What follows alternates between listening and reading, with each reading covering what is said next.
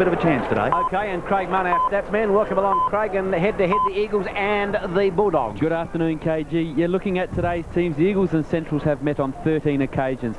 The Eagles have won 11 times, with the Bulldogs winning just twice, and both those wins have come this year. Both teams are evenly matched today in terms of height. 184 centimetres per player is the average. Central's Damien Arnold is the tallest player on the field at 197 centimetres.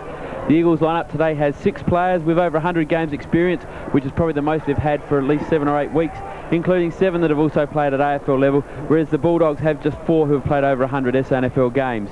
A win to the Eagles today will mathematically at least keep them in a chance for the final 5, whereas the Bulldogs will be looking to hold on to top spot with its 13th win of the season. But the last time these two sides met at Elizabeth Oval in round 11, the Bulldogs ran away easy winners, 23-9 to the Eagles 9-8. Thank you, Craig. Now, Rick, I've looked at the Eagles side, and have you really, Will? I've studied it this morning. I got the Sunday Mail out early. This will be good. At the crack of dawn. They've got a 10 or 11 of their 1993 premiership in, which is probably the best they've had for quite a while. You look through that team, and on paper, I know it's only on paper, doesn't look a bad side. No, it's not a bad side, and you mentioned a number of players. I think they've made a mistake this year. They lost 10 or 12 players. Players like Camporelli, Kennedy going across to, I think it was North Melbourne or somewhere over there. But they just haven't recruited. I don't think Robins has been up to scratch. He's had a lot of injury problems, a lot of training problems, and I just don't think that they've gone out and recruited the players that they should have and have in other years. They've won the premiership a couple of years ago, last year beaten by Port Adelaide, and now they're back at the bottom of the ladder, and it's very damaging to their supporters, in my opinion. Yeah, I think this game's going to be a lot closer than people think, Jumbo. I know the Eagles' form hasn't been good, but they look a lot more balanced today, and well, I see this as a danger game for the Bulldogs. If they are at all, well, I'm going for the Bulldogs. You'd have to. They are the form side, but if they are just a fraction off the ball today, the Bulldogs, I think the Eagles will have them for supper. There you are. Kate, do you think that the Bulldogs last week, what was your... well, it's hard to gauge, Jumbo. Conditions were appalling last week. As poor old Ray Windsor comes up, the Bulldog full-back, he got suspended for a week. There's the bounce anyways. We see the players contest it. Neiman gets it down, taken by Gurdam. He's dispossessed. Coming through was Pyman. The handball's loose. Goes to Chapman. Now away goes Hannum for the Eagles. Kicks around his body towards centre half forward. Stevens comes out. Picks up the football for the Doggies. Boots it back. A high ball back to the centre. Neiman under the football and takes the mark. The Bulldogs going with the breeze in this first quarter. Going towards the golf course end. The action with David Neiman on 5AA football. He goes short to the Weed. The Weed cops one high and he'll take the free kick. The Weed looking to put in a good performance today to get it back into the Crows side. He goes short. Oh, it's a shocker. Looks out there for Thorne. The kick wasn't good. Thorne cleverly off the ground. Goes the way of Pays. Andrew Pays been a terrific player for the Eagles. Up towards centre half forward. Stevens will get the free kick. He was being held on to without the footy. And Stevens, who's played super football since he was moved back into the back pocket for the Bulldogs, will take the free kick. Very strong breeze too. Rick, what do you reckon? 3 to 4 goals? Yes, I don't think there's any question about that, but they're playing the wrong side. They've got to come the grandstand side. There's a lot of protection and cover over the side. Well, now the Bulldogs try and go into attack. Good tackle applied there on the far side. Excellent tackle on Cook. And play comes to a standstill. And now the breeze going straight towards the golf course or scoreboard end. And the Eagles side kicking towards the lake end. Conditions, once again, not real good for football. Up go the ruckman, Neiman. Good to see him back in the side and back into a bit of form. The loose ball comes out now. On that occasion towards you, Grinick. He can't take it. Players go to ground. And there'll be a ball up once again. I think we'll see a fair bit of this too. We saw it last week in the muddy conditions. I think we might see it today. Yes, there's no question about that. The umpires are going to back. And I noticed early in this game also, David, the umpires are just getting a little bit closer than they have been the last couple of weeks. About time. It's Healy with a long kick up for the Dogs up towards Wynd. He couldn't take it. Out comes Wakeland. He's met by King. And the tackle forces the body and the player out of the ball and the player out of play. The Bulldogs into attack about 25 metres around from their goals. Don't forget, of course, the big game this afternoon between the Crows and the Bears on 5AA football, taken by Conway. Then he loses the football. Heavy work there. Comes out towards Totham. Totham's handball's a good one to Neiman. Neiman, in turn, goes towards Pays. In fact, it was Thorne. They come away through Neiman again. Back towards centre wing. Herrera dropped the mark. He perhaps should have taken. The Eagles now with an opportunity. Comes the way of Hannum. He's flanked out wide by Pays. He kicks out towards that player. Stevens gives chase. Pays first to the football. Taps it cleverly out towards Zilla. Zilla has the football, met heavily by Stevens, but fairly says the umpire. Pays will get a free kick. No, yes he will. For in the back, the umpire saw the free kick. Pays was pushed in the back, and he'll take the free kick from inside 50 for the Eagles. Going towards the lake end, neither side on the Samsung scoreboard thus far, but Pays with the action. Kicks him outside the 50, puts it up high into the breeze. The pack forms, and there was Remus, couldn't take the mark. Ball to ground, body's being thrown over the football, and the umpire, Mick Abbott, will call for a bounce down centre half forward for the Eagles. Yes, I did notice also, Cage, that both the Pays and Zilla running out to that outer side, running into the teeth of breeze, they were going really slow, so that breeze must be a lot more than it shows up here. Good start by the Eagles. It's the Stevens, gets it out towards the half-back flank. In pursuit is Stephen Schwert, also young Ugrinik. Oh, Green went straight at the play. Ugrinik's got plenty of toe, but it comes off his boot and out of play. Grandstand side centre wing. Eagles started well. He's pretty tough, this Green bloke. He doesn't mind to mix it, Wills. He went straight at the body then. We saw him last week against Norwood, and he scared a few of those too. He's a big, strong boy, plays half forward and stood by Andrew Rogers today. Waiting now for Big Jones. Jones up against Arnold.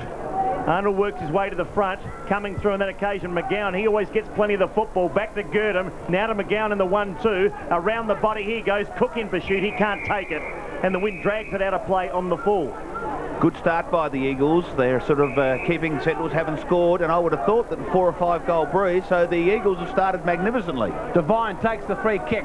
Centre wing, grandstand side. The Eagles against the breeze in this first quarter. Kicks long towards the centre wing. A pack forms. Chapman up high. In fact, it was Totham. Got his hands to football, but couldn't complete the mark. Comes out towards Laird. Laird throws the ball onto his boot. A hurry kick towards centre half forward off the pack. A chance for Jason Spear. Kicks off the ground. King in pursuit. With him is Harada. They collide. The ball goes out wide. King has good recovery. Has the football. Goes inside with a handball to Spear, who couldn't take it at the first attempt. Heavy traffic out in the outer side out there. Wine throws his body over the football, and finally it comes out towards Stevens on the half-back flank. Stevens, good first quarter thus far. Long kick back towards the half-forward flank, and Neiman with the big fist thumps the ball out of play. 4.5 minutes into the first quarter. This is 5AA football, and neither side at this stage has scored. Yeah, Big Neiman, who's been missing over the last, 6 or 7 weeks, the last couple of weeks, he's been a much-needed player, and he's playing fantastic across the half-back and in ruck. Arnold up against Neiman. The ball comes to ground. In fact, it's Laws doing the ruck work for across centre half forward. The Dogs really haven't been into their forward 50, and I reckon the breeze is worth 3 to 4 goals. Exactly right. And Craig Stevens' early stats in the 5-minute mark. 4 kicks and a mark in the first 5 minutes, and also Pays has had 3 for the Eagles. That's Thanks, amazing. Craig. 5 possessions. Up goes Laws again with Neiman. I agree with Rick. They look a better side with Neiman back into the team. Girdham, he runs out of space. Pays in pursuit. The ball goes out of play. Jumbo, you're right. This is a good start by the Eagles. I know we're only 5 minutes in, but if they can keep that game bottle up out there, they'll hold the Bulldogs. Most times at Cage, they bottle it up for 4 or 5 minutes, and then the team that's being bottled up kicks a couple of goals quickly. Well, they beat West Adelaide a couple of weeks ago here by 8 points, and of course that was a much publicised Tony Modra return. Thorne under pressure, kicks it out of play in the full in front of the 5AA sign, and be brought back in by Pyman. Eagles. What's up, KG? You having trouble looking over that? No, my eyes just AA sign. My eyes just deceive me a bit. Eagles and Central still yet to score. The Pyman kicks the football inside the 50 for the Bulldogs. Wakeland went up high, couldn't complete the mark. Comes the way of Neiman. Opportunity now for Morford. Gets the handball away. Taken on this occasion by Chapman. Chapman with a long kick out towards centre wing. It holds up into the breeze, but Weed gets in there and takes a mark centre wing. Potter on the mark, but Weed with the mark. Neither side has scored. 6 minutes into the first quarter. The Bulldogs going with the breeze. Gee, Potter and Wiedemann, what a duel that will be. They're nice and tough. Weed's taking a month to get rid of this football, for goodness sake. Come on, Weed. Kick the footy. Finally he does so. Kicks it out towards the half-forward flank. Thumped away. Opportunity now for, on this occasion, Healy. Throws the ball on the boot towards half-forward. Goes past a couple of players. Lewis has the best recovery. Picks it up inside the 50. Goes back. Here's the first score of the game. Is it a point or a goal? It's a point for the Bulldogs. The kick slightly astray, and the Bulldogs on the Samsung scoreboard there. 1 point. Eagles yet to score. Well, Wiedemann took, as you said, Cage, a week to kick the ball, and then he just blasted it up into the air. And Lewis, with a bit of fantastic skills at centre half forward, should have put the Bulldogs' first goal on the board. Very blustery conditions here at Football Park. Brad Sheldrick brings the ball into play. They'll try and keep it over the far side and lock it in front of the scoreboard. That's the side that's very hard to score from. Trying to work the ball out on that occasion was Big Arnold. Healy's there, also Pays, and Pays' kick was a rubber, and it goes out of play on the far side once again.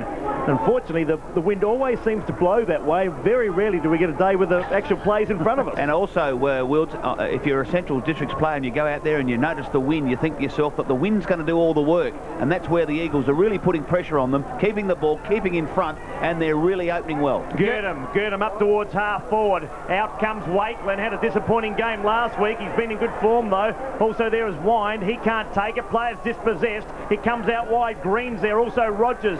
The Eagles under pressure, and they concede a point through King.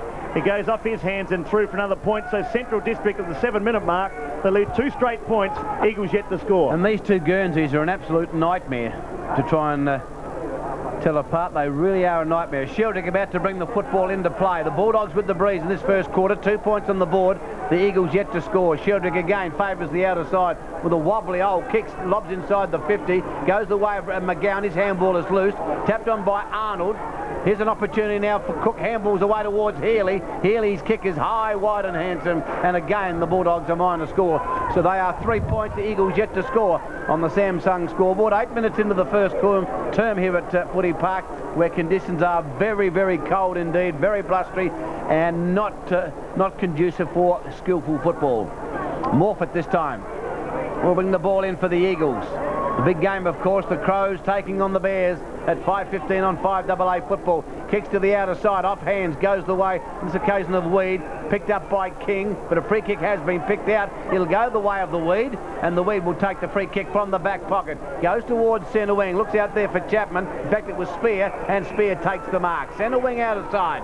Eagles starting pretty well in this first quarter. Throws the ball onto the left boot, not a good kick, and it'll wobble out of play. Centre wing out of side. It's the Eagles yet to score. The Bulldogs 3 points. 9 minutes into the first quarter. Well, the 3 opportunities the Bulldogs have had to score, the Eagles have just kept the pressure right on. They've just forced the issue. They've forced the ball in, and they've scored 3 points. They're doing particularly well on the outer side, as you mentioned, Wills. But Centrals, well, they just need a couple of run-on plays. You get the feeling it's going to be a hard slog too. Not pretty football. Very hard to get a kick. The Eagles have won 5 from 17. Of course, Central's on top position, 12 wins and a draw, so they've done remarkably better. Oh, the kick up towards Wakeland. He flew high. The ball comes to ground. Eagles defence once again under siege. They're diving in desperately. Players from all directions.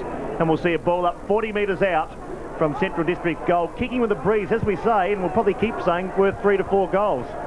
Waiting now for the rucks to set themselves. Big Conway came in to lend a hand. He thumps it out of play.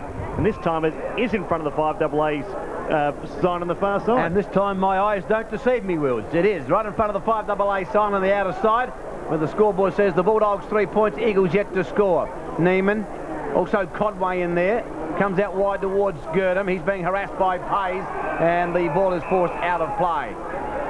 They both wanted a free kick for holding the ball, Paisy and Girdham for hanging on. The umpire will have none of that. So the boundary umpire will throw the football in outside the 50. 10 minutes into the first quarter, 5AA football comes off hands.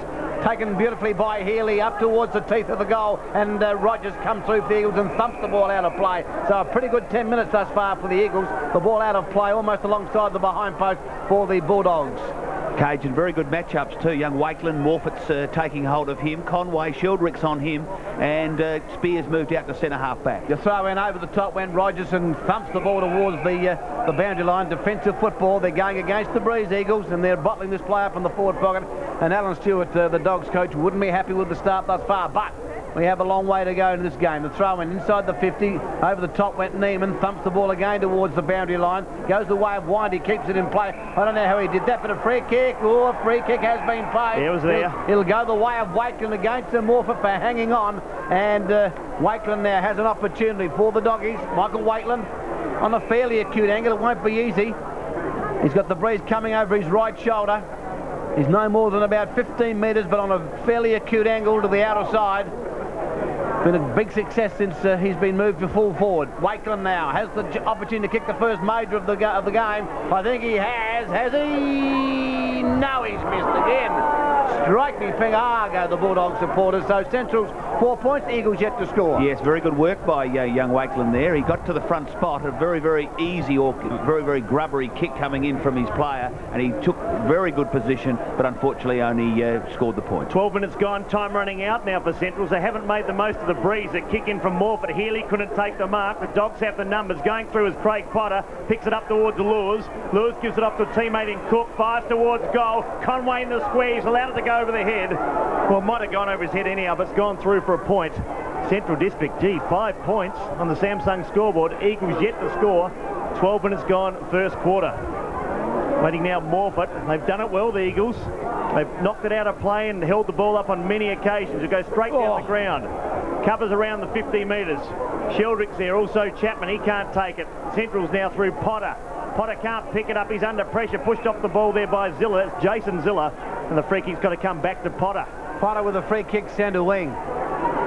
We'll put the Bulldogs back into attack inside the 50. It goes with a booming kick, carries the pack. A chance for Wainoy at the bit of the fumbles. Can't pick up the football, does so with the third attempt. Gets it back towards goal. Wakeland! And Wakeland has taken the mark after Wind mishandled the football on about 3 occasions. It's not easy out there. The kick around the body was to the teeth of the goals, and Michael Wakeland, he won't miss from here. He's directly in front. He'll kick from 15 metres, kicks, and he has kicked a badly needed major for the Bulldogs. They are 1-5-11. The Eagles yet to score. 13 minutes into the first quarter here at Footy Park. Updating the AFL, Carlton 6-4-40 lead Fitzroy 3 behinds at quarter time, and West Coast 5-7-37 lead Collingwood 2-1-13. Back to Footy Park. Yeah, well, the Eagles players took their eye off the ball. They thought that young Jimmy Wine was going to catch the ball on the outer side and swing for goal, but he didn't, and he made a mess of it. He was tackled, but he managed to get the ball back to the front of the square, which is where you're always aiming, especially with the breeze, and a good goal by Wakeland. It was a good goal, and the wind whistling through our headphones up here. It's rather inclement conditions at Football Park. McGowan tried to work it out. Let's hope the game reaches a little bit better standard. It's been a tough slog.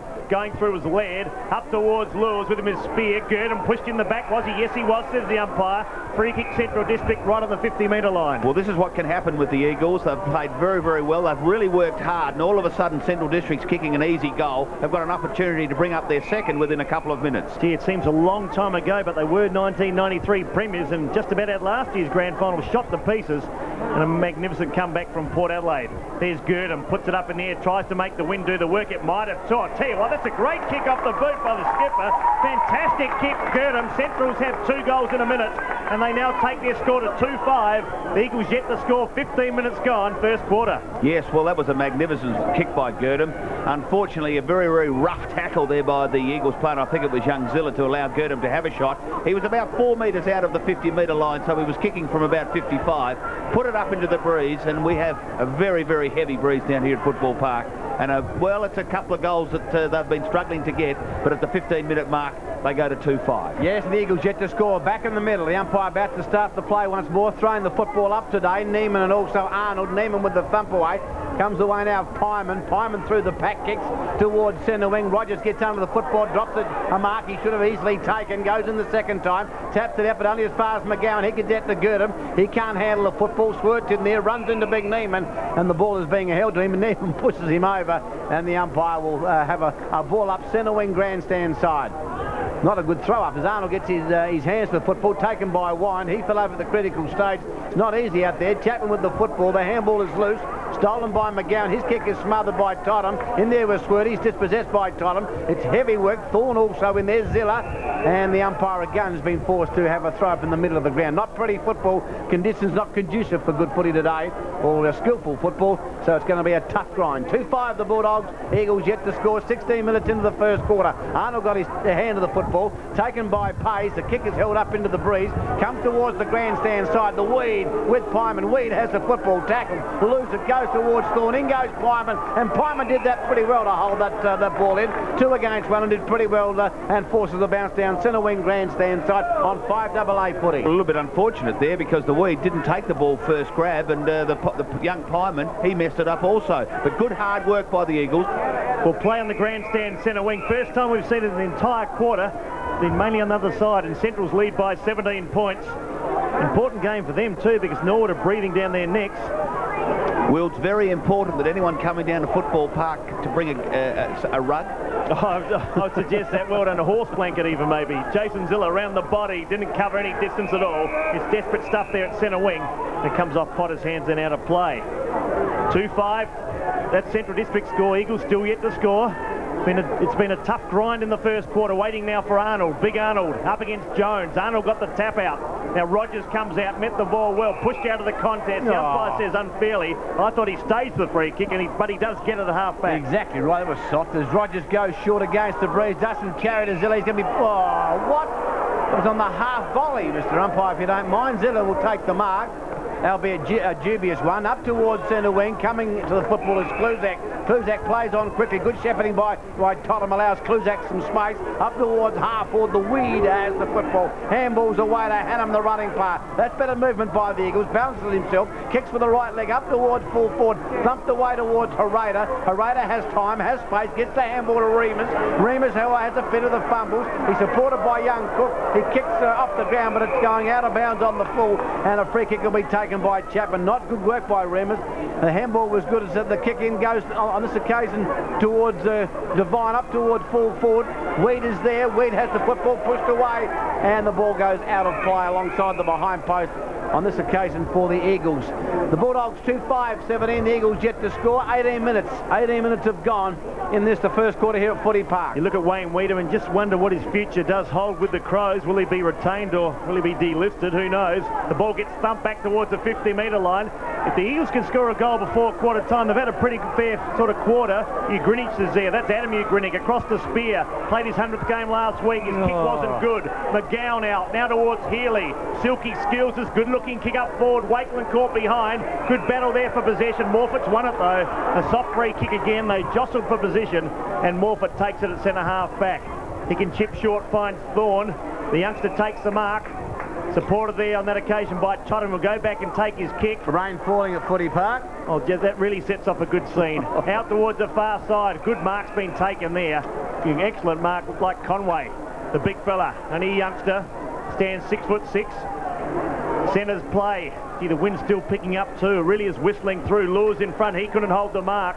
You can wonder why too. Adam Ugrinich again. Tries to get... He was legged. The umpire calls it play on across to Chapman. He's dispossessed. Centrals have the numbers now through Green. On the right foot. Oh, they got loose players everywhere. Wakeland just outside 50. He can just about kick this. Swert wanted it short. But he'll go back, Michael Wakeland. He's kicked one goal today. Kicked 2 bags of 8, I think, Rick, a couple of weeks ago, 8 and a 7. Yes, well, since going to full forward, he has looked the part. He can mark it, and I would say he'd dob this. In he comes. 1 goal, 1's his tally off the boots. Not a bad-looking kick, just drifts away at the last moment. Another point to Central District on the Samsung scoreboard. The Bulldogs lead 2-6. Eagles still yet to score. I tell you what, it's not easy to kick goals at both ends of the ground. Certainly the Bulldogs have the breeze at their back, but it is so blustery, blowing all over the place. Cage, you'd have to say that the Eagles have won the quarter. Well, thus far they have, Jumbo. Yes, as the kick-off from Spears, a shocker straight into the arms on this occasion of... who's that player? That McGowan. Could 10 goals win the game, KG? Well, I would suggest here, unless one team has an enormous quarter. It's not easy to kick goals at both ends of the grounds, Wilt. As McGowan has the football inside the 50, he'll get the distance, puts it up into the breeze, and he's got the accuracy too. That's a magnificent kick by McGowan. Ricky McGowan kicks his first, and the Bulldogs third. They go to 3-6-24. The Eagles yet to score, and we've played 21 minutes into the first quarter. But Jumbo, this footy can change in a flash of an eyelid. Well, when you said the 10 goals were going to win, really, they've had 9 shots at goal. Really, that's a lot of shots at goal. Yeah, but it's not easy to kick them in this blustery condition. Well, that was simple. If they had a shot for goal, they've actually finished off rather well in the last part of this first quarter. So I would say that we're all square, really, at this particular point of time. Rick McGowan's been busy. 2 kicks and 5 handballs. The Bulldogs have taken the ball into the 50, 14 times to 3. I'll make that 15. Potter goes up forward. Not a bad kick on the left boot. Out comes Morford. I prefer him up forward than in defence, but he's playing across the half-back line. Came off his knee and goes out of play. Left half-forward flank for the Bulldogs. It's like ice here at Football Park. Absolute ice. Well, Rick mentioned bring a blanket, maybe an umbrella too. Oh, just about everything. Bring your waterproofs, your Wellingtons. Just put everything in the car. mark. Comes back now towards Spear. And if you get an opportunity, a cup of coffee would be fantastic. Spear up towards centre wing. Conway over the top. Central's now looking better. They work it forward through Cook. In the way of Spear again. That's a good mark. Anything else you'd like, Rick? Well, I'm just looking at Spear. Like Morfitt's kicked off, he's kicked 20 metres. Spear's kicked off 15, and that's probably caused them 2 goals. Well, gale force wins here at Footy Park. Gee, we get the weather the last couple of weeks has been atrocious. The kick up towards centre wing. Conway over the top again. Pays is there for the Eagles and seeks the safety of the boundary line. And it goes out of play, outer side centre wing. 21 minutes gone. It's Central's 3-6. The Eagles still get the score. Boundary umpire also having problems bringing that ball into play. It certainly blows all over the place in the air. Up they go, Neben from behind, gets it down. Heavy work on the outer side out there. Potter pulled off the football illegally, says the umpire. And Potter will take the free kick from centre wing outer side. And he'll put the doggies into attack. He plays on very quickly. Puts it inside the 50. Up there is big Arnold over the top, down the ground. Oh, kicked away by McGowan. Then he fell over the critical stage. Heavy traffic at centre half forward. Sheldick dispossessed. Comes back on this occasion to Girdham. He's dispossessed. King comes away for the Eagles with the football. Goes the long handball. Out wide to Page. Finds that player. Eludes a couple of Bulldog players very cleverly. Throws the ball onto the left boot. Up towards half forward. Thumped the wide chance now for Stevens. He's had a terrific first quarter. Runs past the football. Weed comes in. Takes the footy. Kicks up towards full forward. Goes straight past Taylor and also Remus. Taylor back. Has a chance to kick a goal. He has off the ground. That's a very important goal for the Eagles. Kicked off the ground by Andrew Taylor. And the Eagles are on the Samsung scoreboard. The Doggies 3-6-24. The Eagles 1 straight goal 6. 23 minutes into the first term. At Subiaco Oval, West Coast 5-8-38 lead Collingwood 2-2-14. Second term underway, and the Coast have got the strong breeze in the second term. And Carlton 7-6-48 lead Fitzroy 1-5-11. Back to Footy Park. Well, I was going to say in that particular point of time that if you could actually kick a goal into this breeze, it's going to be enough to win the game. And on that occasion, beautiful work by Neiman. Great work up forward by Taylor to bring up their first. Yeah, they've done okay, the Eagles. Neiman has done well in ruck too. Schwert comes in from the side. Had a disappointing game last week, Stephen Schwert. Normally a prolific ball gatherer. Yeah, conditions wouldn't have suited him last week, though. Nor today. Not his body. Nor today? Yeah, but exactly right. I think he's also dropped off. His performances over the last couple of weeks, Cage, have dropped off. Dump forward now, up towards centre half forward for the Bulldogs. They're kicking towards the golf course end. Or Rogers had another fumble. Green will go in hard. Off the ground went Spear. Back towards Rogers. He's flanked by a couple of defenders. The umpire's seen a free kick, an infringement. It'll go back to Andrew Rogers across the half-back line. Gee, some teeth chattering there. Sounds like a set of false teeth. Must be you, KG. Kick out towards centre wing. Hannum, he dives for the footy and takes the mark. Someone consult my solicitor for me, please. Hannum has the football. Centre wing, grandstand side. Kicks a long football towards half forward, off hands. Chance for Pyman. Has the footy, but runs the ball out of play. Thanks, mate. It's not Craig Munn or myself. I know there's either you or Rick. I was going to say, Cage, I wouldn't mind if you put him in. The throw in centre wing, grandstand side. It may be cold here at Football Park. I can tell you the crowd booting up all the time for the big one. The Crows taking on the Bears. This is Chapman. Kicks the ball up towards the 50-metre line. Kluzak appeared to be grabbed high, but no free kick. Back to the Weed. Weed inside the 50 with a right foot kick up towards full forward. Remus thumps it away. Back to Kluzak. Kluzak kicks towards goal, but it goes right across the face and bounces out of play on the outer side. So the Eagles now into attack, and we've played almost 25 minutes in. Have a chance to get another score on the board. It's the Doggies 3-6-24. Eagles 1 straight goal 6 on the Samsung scoreboard. The ball being thrown in alongside the Eagles behind post. Remus went in, couldn't take the football. Taylor shepherds for Kluzak. He can't pick it up, tries to get it out towards Thorne, but bodies are thrown over the football. And finally the umpire on this occasion, umpire Troy Burton, will bounce about 25 metres from the Eagles goal. David Wildy. Yeah, not a bad quarter by the Eagles, as Rick said. They trail by 18 points. Central's under pressure now. The Eagles have it right in the heart of their forward line. Trying to crash the pack was Tottenham. Comes out towards Kluzak. He's dispossessed. Now Stevens in pursuit, should pick it up. He's wearing the long sleeves. His lookalike in Laird has got the short sleeves. Up towards Schwert. That's a good mark. And under pressure from Adam Ugrinik, he takes it. Stephen Schwert wastes no time. A Raiders run down from centre half back. He's a good defender, this boy. Kicks it up towards Lures. Chipping in front. Good mark, Devine. Held his ground, took a very good mark. Rogers wants it out wide. Spears there in support. Jason Spears played okay in the first quarter. A thumping kick up forward. There is Hannum. He can't take the mark. Standing his ground there was Jason Ziller. Players converge, including Jones, and there'll be a ball up grandstand side centre wing. Really, when you're looking at this first quarter, boys, the Eagles side have really worked hard, haven't they? It's going to be interesting to see how they can bounce back after quarter time. Exactly right. Big Conway gets his hands to the football, but gets it down only as far as the Weed. Weed has the football, centre wing, grandstand side, in front of our commentary position. Kicks towards half forward. Kluzik is there, uses the body cleverly, then kicks off the ground here up towards their 50-metre line. Conway is there. It's a great mark, going the same way as the Agate.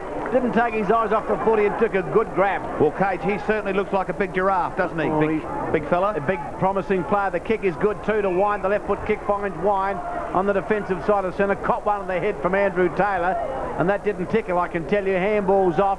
Taken by McGowan. McGowan now with a long kick up towards the 50-metre attacking line zone. Spear thumps the ball away, comes towards Rogers. Rogers has crashed again for the fourth time in this quarter. Comes back towards Gurnham, breaks a couple of tackles, puts the ball up into the air, pushing and shoving. Back there is Sheldrick, but the ball bounces over that player's head, and it'll go through again for a minor score to the Doggies, and they go to 3-7-25. The Eagles one straight goal, 6:27 minutes into the first quarter. Certainly great work by Wiedemann across the midfield, and also big Neiman, and they just need to keep going. They need a little bit more from Kluzak across half forward. It'll be interesting to see them kicking with the breeze next quarter. Morfitt will go to the far side. He might even go, yeah, he does. He goes that way now.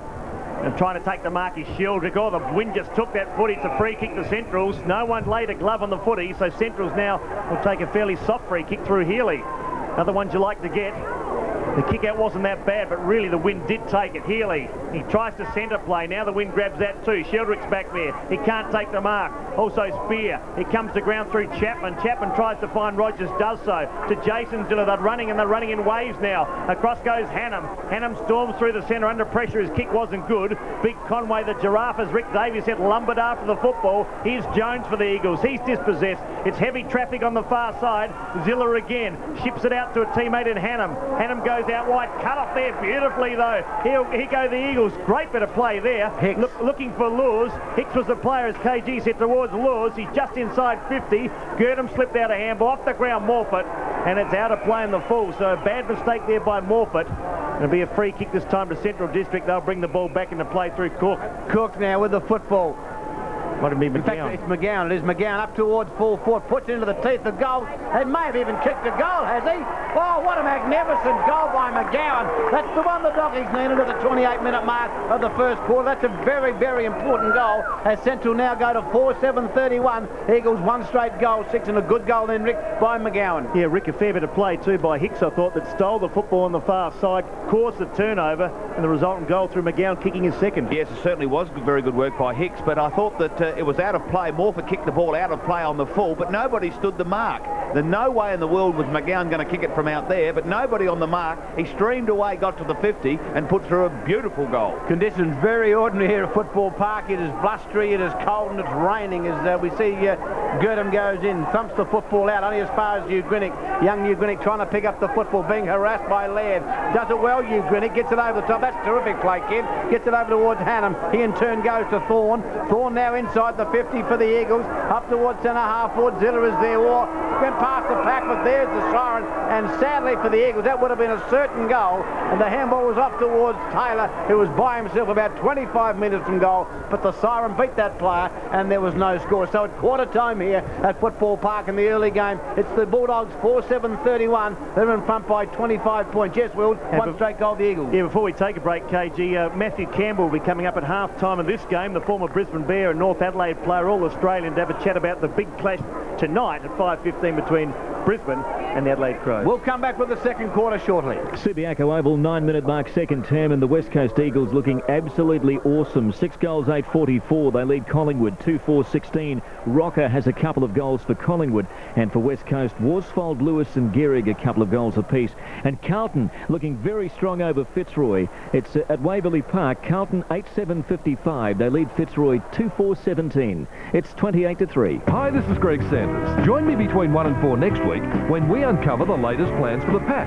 Our naturopath for the animals will take your calls, and we join the world's largest experimental televillage. That's on Adelaide's 5AA, where you don't miss a thing. It's party time at Renix Hire. Take the hard work out of organising a party and see Rennick's new showroom packed with all the latest party ideas, including table decorations, kids' party gear, Christmas ideas and decorations.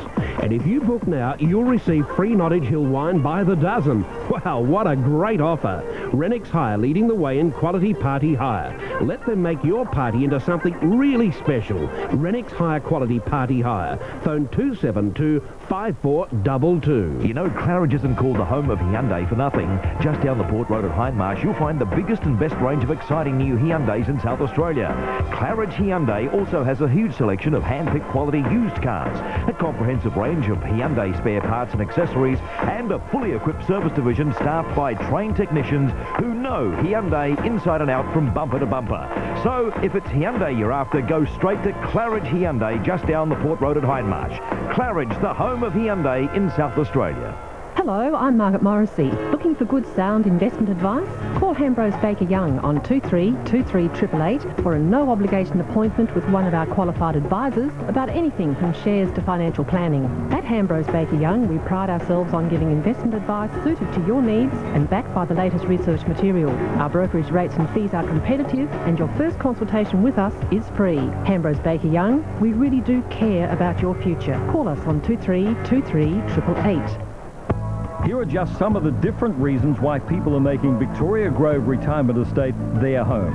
The private 2-rink bowling green, the rose gardens and lawns, the estate amenities in the beautiful Heritage Trust Villa, the location on the edge of the city, just minutes from shopping at Burnside, the Federation-style executive quality independent units with full services available when needed, the 24-hour help on call, the caring, friendly village atmosphere, the privacy and independence, the personal security and financial security.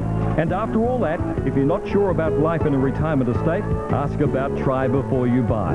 Look over Victoria Grove Retirement Estate soon. Greenhill Road, Glenside. Call Shirley Summerhayes on 018 840 148. In 1995, one station has footy covered. SANFL, AFL. Whenever there's a match, we'll be there thanks to Hungry Jacks. 1995 will be a season to remember, and on 3095 Adelaide's 5AA, you'll catch it all.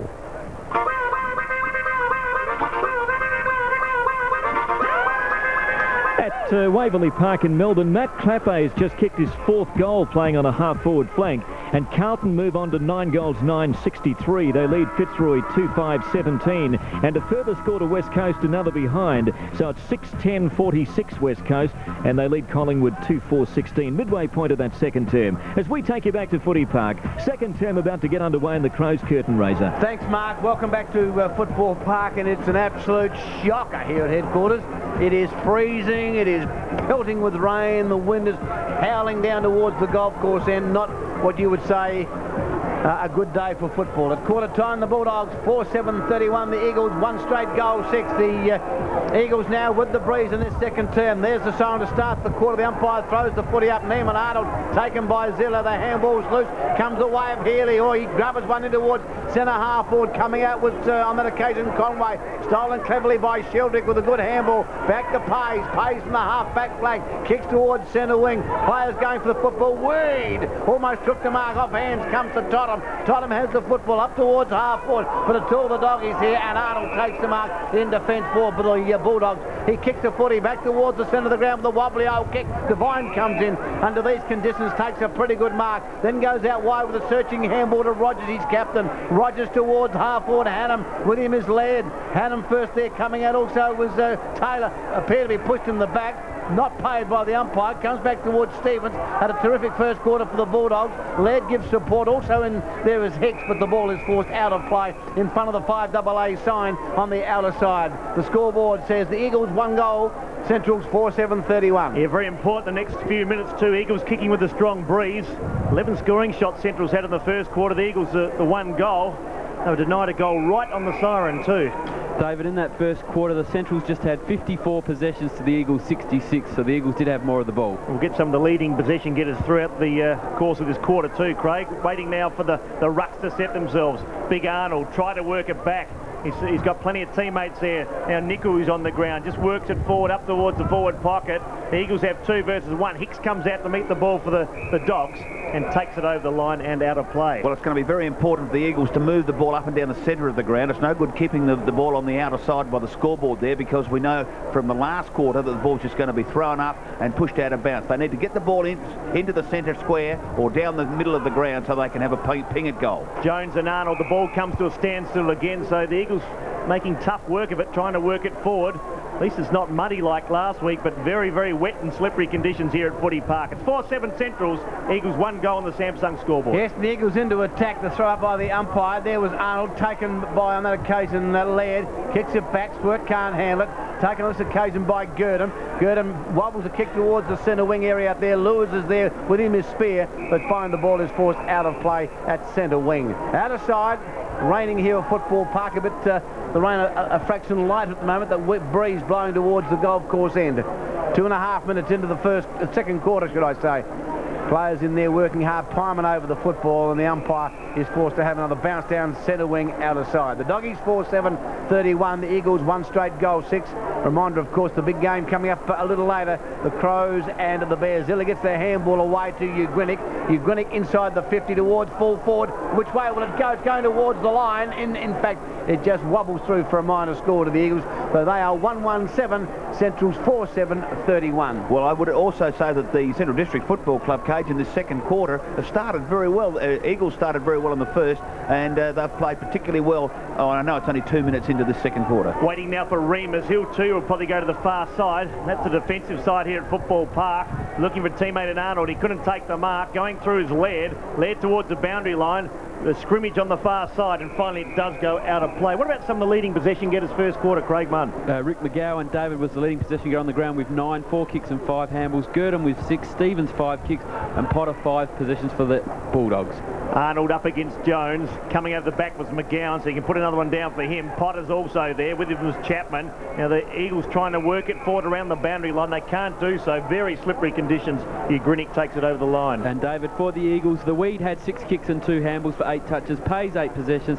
Hannam 6, Spear 5 kicks, and Chapman 5 possessions. Good on you, Craig. It's the Bulldogs by 24 points here at Football Park. Play on the outer side. Squirts out there. There's about 400 players around the football. And again, the umpire Troy Burton will be forced to have a throw up outside the 50 for the Eagles. Terrible conditions prevailing here at headquarters. Potter with an opportunity for the Bulldogs. He's rock and roll by about 4 or 5 players illegally, says the umpire, and Potter will take the free kick from the half-back flank. Craig Potter now for the Doggies. On the half-back flank, they're in front by 24 points. He puts it up into the breeze, and look at that breeze take the football. Unbelievable towards centre wing. McGowan dropped the mark, then goes in the second time. Heavy work out there. Finally, we see the Bulldogs come away through Girdham. Wobbles a kick towards centre wing. A mark has been paid out there, I think, and it's Wine. Wine with the free kick or the mark up towards half forward it goes. There is Devine, goes in the second time, has the football, kicks it back towards the line. Has it gone out of bounds on the full? No, it hasn't. It was touched just before the week. He get his hands on the football, and the boundary umpire will throw it in. The Doggies 4-7, Eagles 1-1-7, 5 minutes into the second quarter. Cage, I've always wanted to live down by the sea. Today's put me right off. Nichols up against Lures.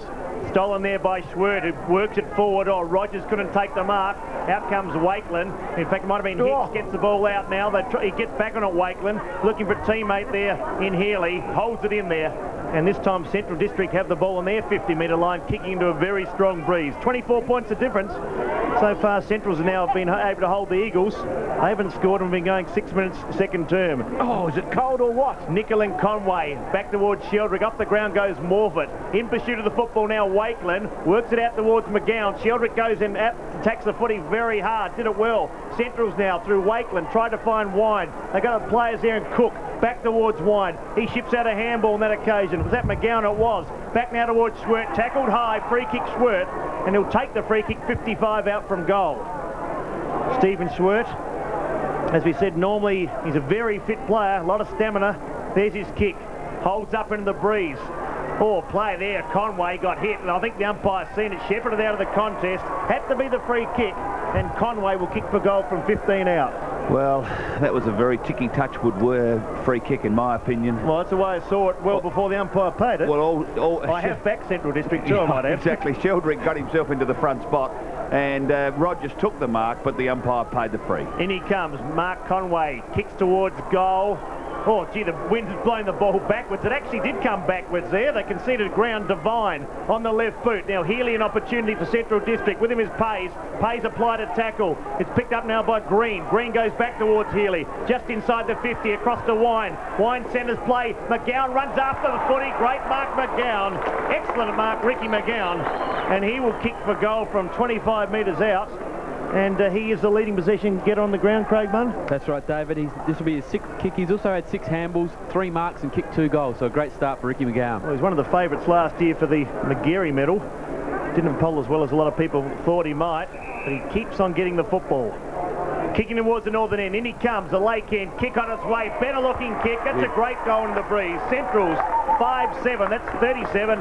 Eagles 1-1-7. That's McGowan's 3rd goal. So he's played a huge part in the centre of the ground. A good lead now to the Bulldogs. At Subiaco Oval, goals to Pios and Lewis. West Coast on to 8-12-60. They lead Collingwood stuck on 2-4-16. And Carlton 10-9-69 at half-time. Lead Fitzroy 3-5-23. Matt Claffey has 4 goals to half-time. Back to Footy Park. Thanks, Mark. A very important goal there for the Bulldogs against that breeze. 5-7-37. A job for the Eagles now. 1-1-7 taken by Weed.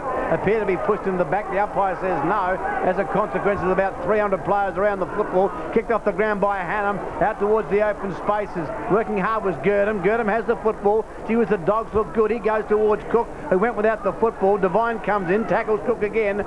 Players vying for position out there. Scrappy stuff. In goes Swert. The umpire allowing things to go on, but then finally decides to have a bounce down at centre wing outer side. Very, very important goal, that one, Jumbo, against the breeze. Yes, well, I'm really looking forward to young Jimmy Wine doing a good game today, and that was great work by himself to give McGowan a chance at goal. But I reckon that that first quarter, Wills, that a lot of pressure was taken. You know, the Eagles put a lot of pressure on, and they look very, very tired in this quarter. Throw up centre wing outer side. Weed takes the football, wobbles a kick towards their 50. Stevens is there, thumps it away. Thorne comes in. Stevens has the footy. Tackled cleverly, looses the football. Thorne put his head down. He'll get a free kick, Thorne. The tackle was high. He didn't have the football, and Thorne will take the free kick from the 50-metre line for the Eagles. And do they need goals? 9 minutes into the second quarter, they trail by 30 points on the Samsung scoreboard. This is 5AA football. The big game this afternoon, the Bears and the Crows. You'll hear it live on 5AA. He puts the ball into the square. Reedman's in front. It may have in fact carried the pack. Wait on the goal umpire. Yes, the football has carried the pack, and that's a big goal to the Eagles through Thorne. That's their second, a barely needed goal. They are 2-1-13. Central 5-7-37. 9.5 minutes into the second quarter, Jumbo. Yes, well, that was a magnificent kick by Thorne, although I didn't think he had any chance of getting the distance. He was outside of 50. The pack went forward, and that just goes to show you the breeze is really blowing down here at Football Park. There's a number of...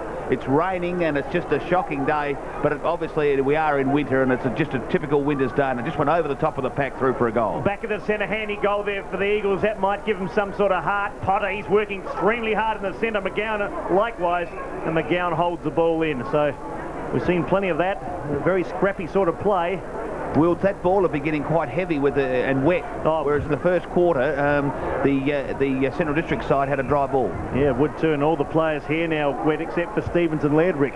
Yes, there certainly are. Bit of light-hearted comedy there. They don't have any hair. I was going to say, I missed it. Yeah, went over my head too. Up went Potter, taken by Pays. He had quite a few possessions in the first quarter. After it is Adam Ugrinnick off the ground he goes. He got plenty of toe. Also Laird in to shoot the ball. The boundary line will win out, and it goes out of play far side here. 5-7 plays 2-1. Rain pelting down now. It's cold, it's wet, it's windy, and you can't see the city. And look at that 5AA windsock with the breeze going towards that golf course in. The throw in on the outer side.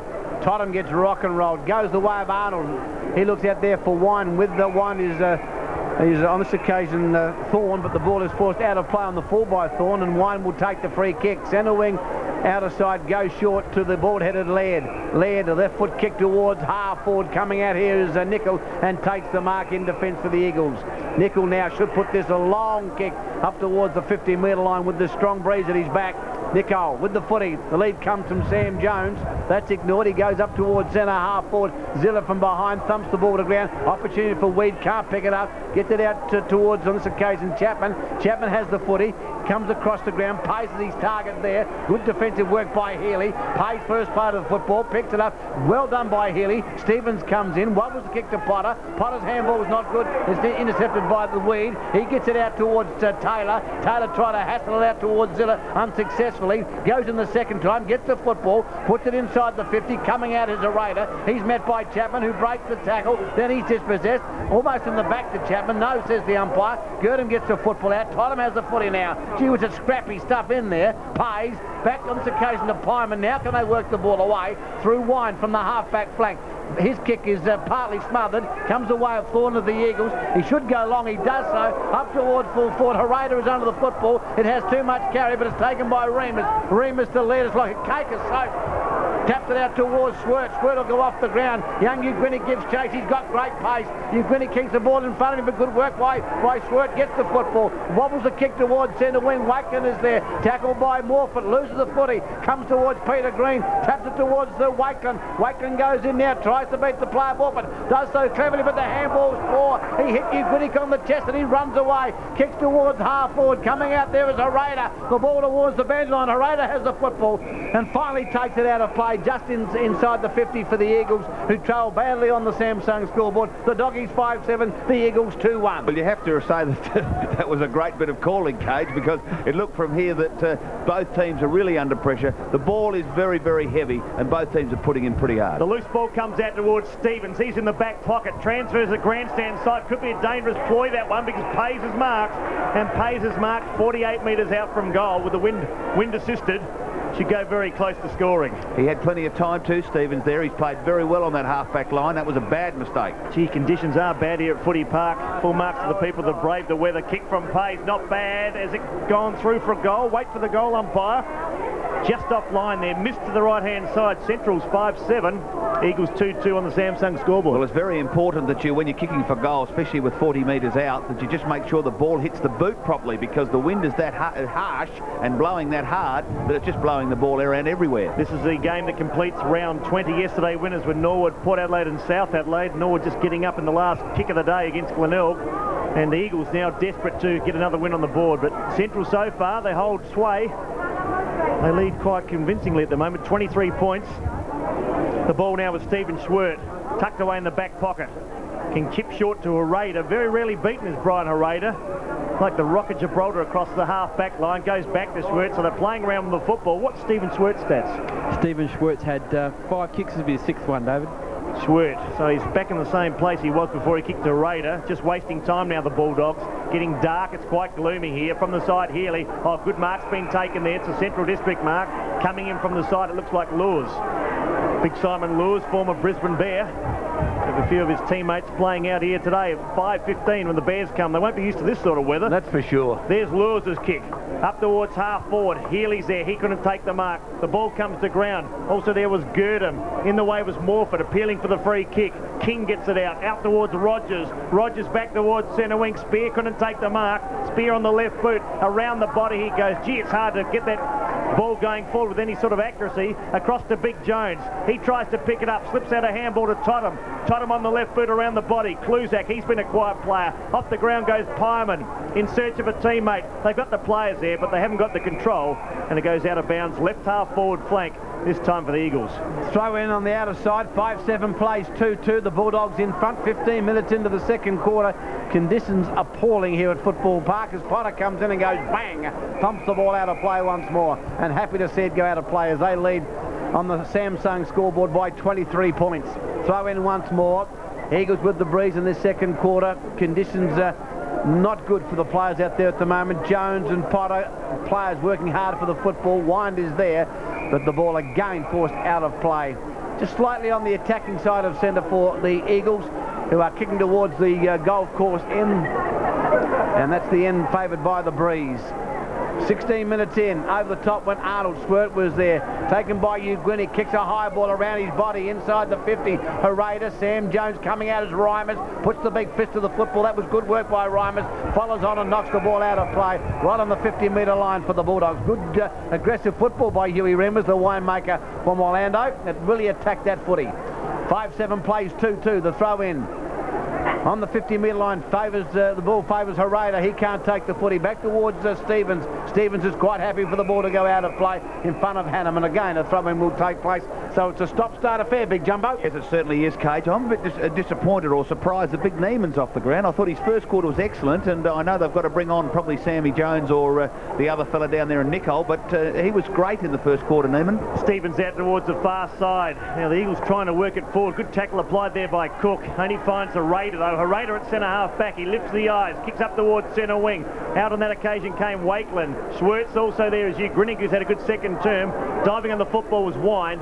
It comes off his hands and goes out of play. Well, I reckon this is the wettest, coldest winter for football I've seen for quite some time. Well, the people that came here last week, KG, they're just getting over from last week's cold. They'll get another one today too, sitting in the outer. Cage, that's a very good comment. Like, you know, it's been raining for months.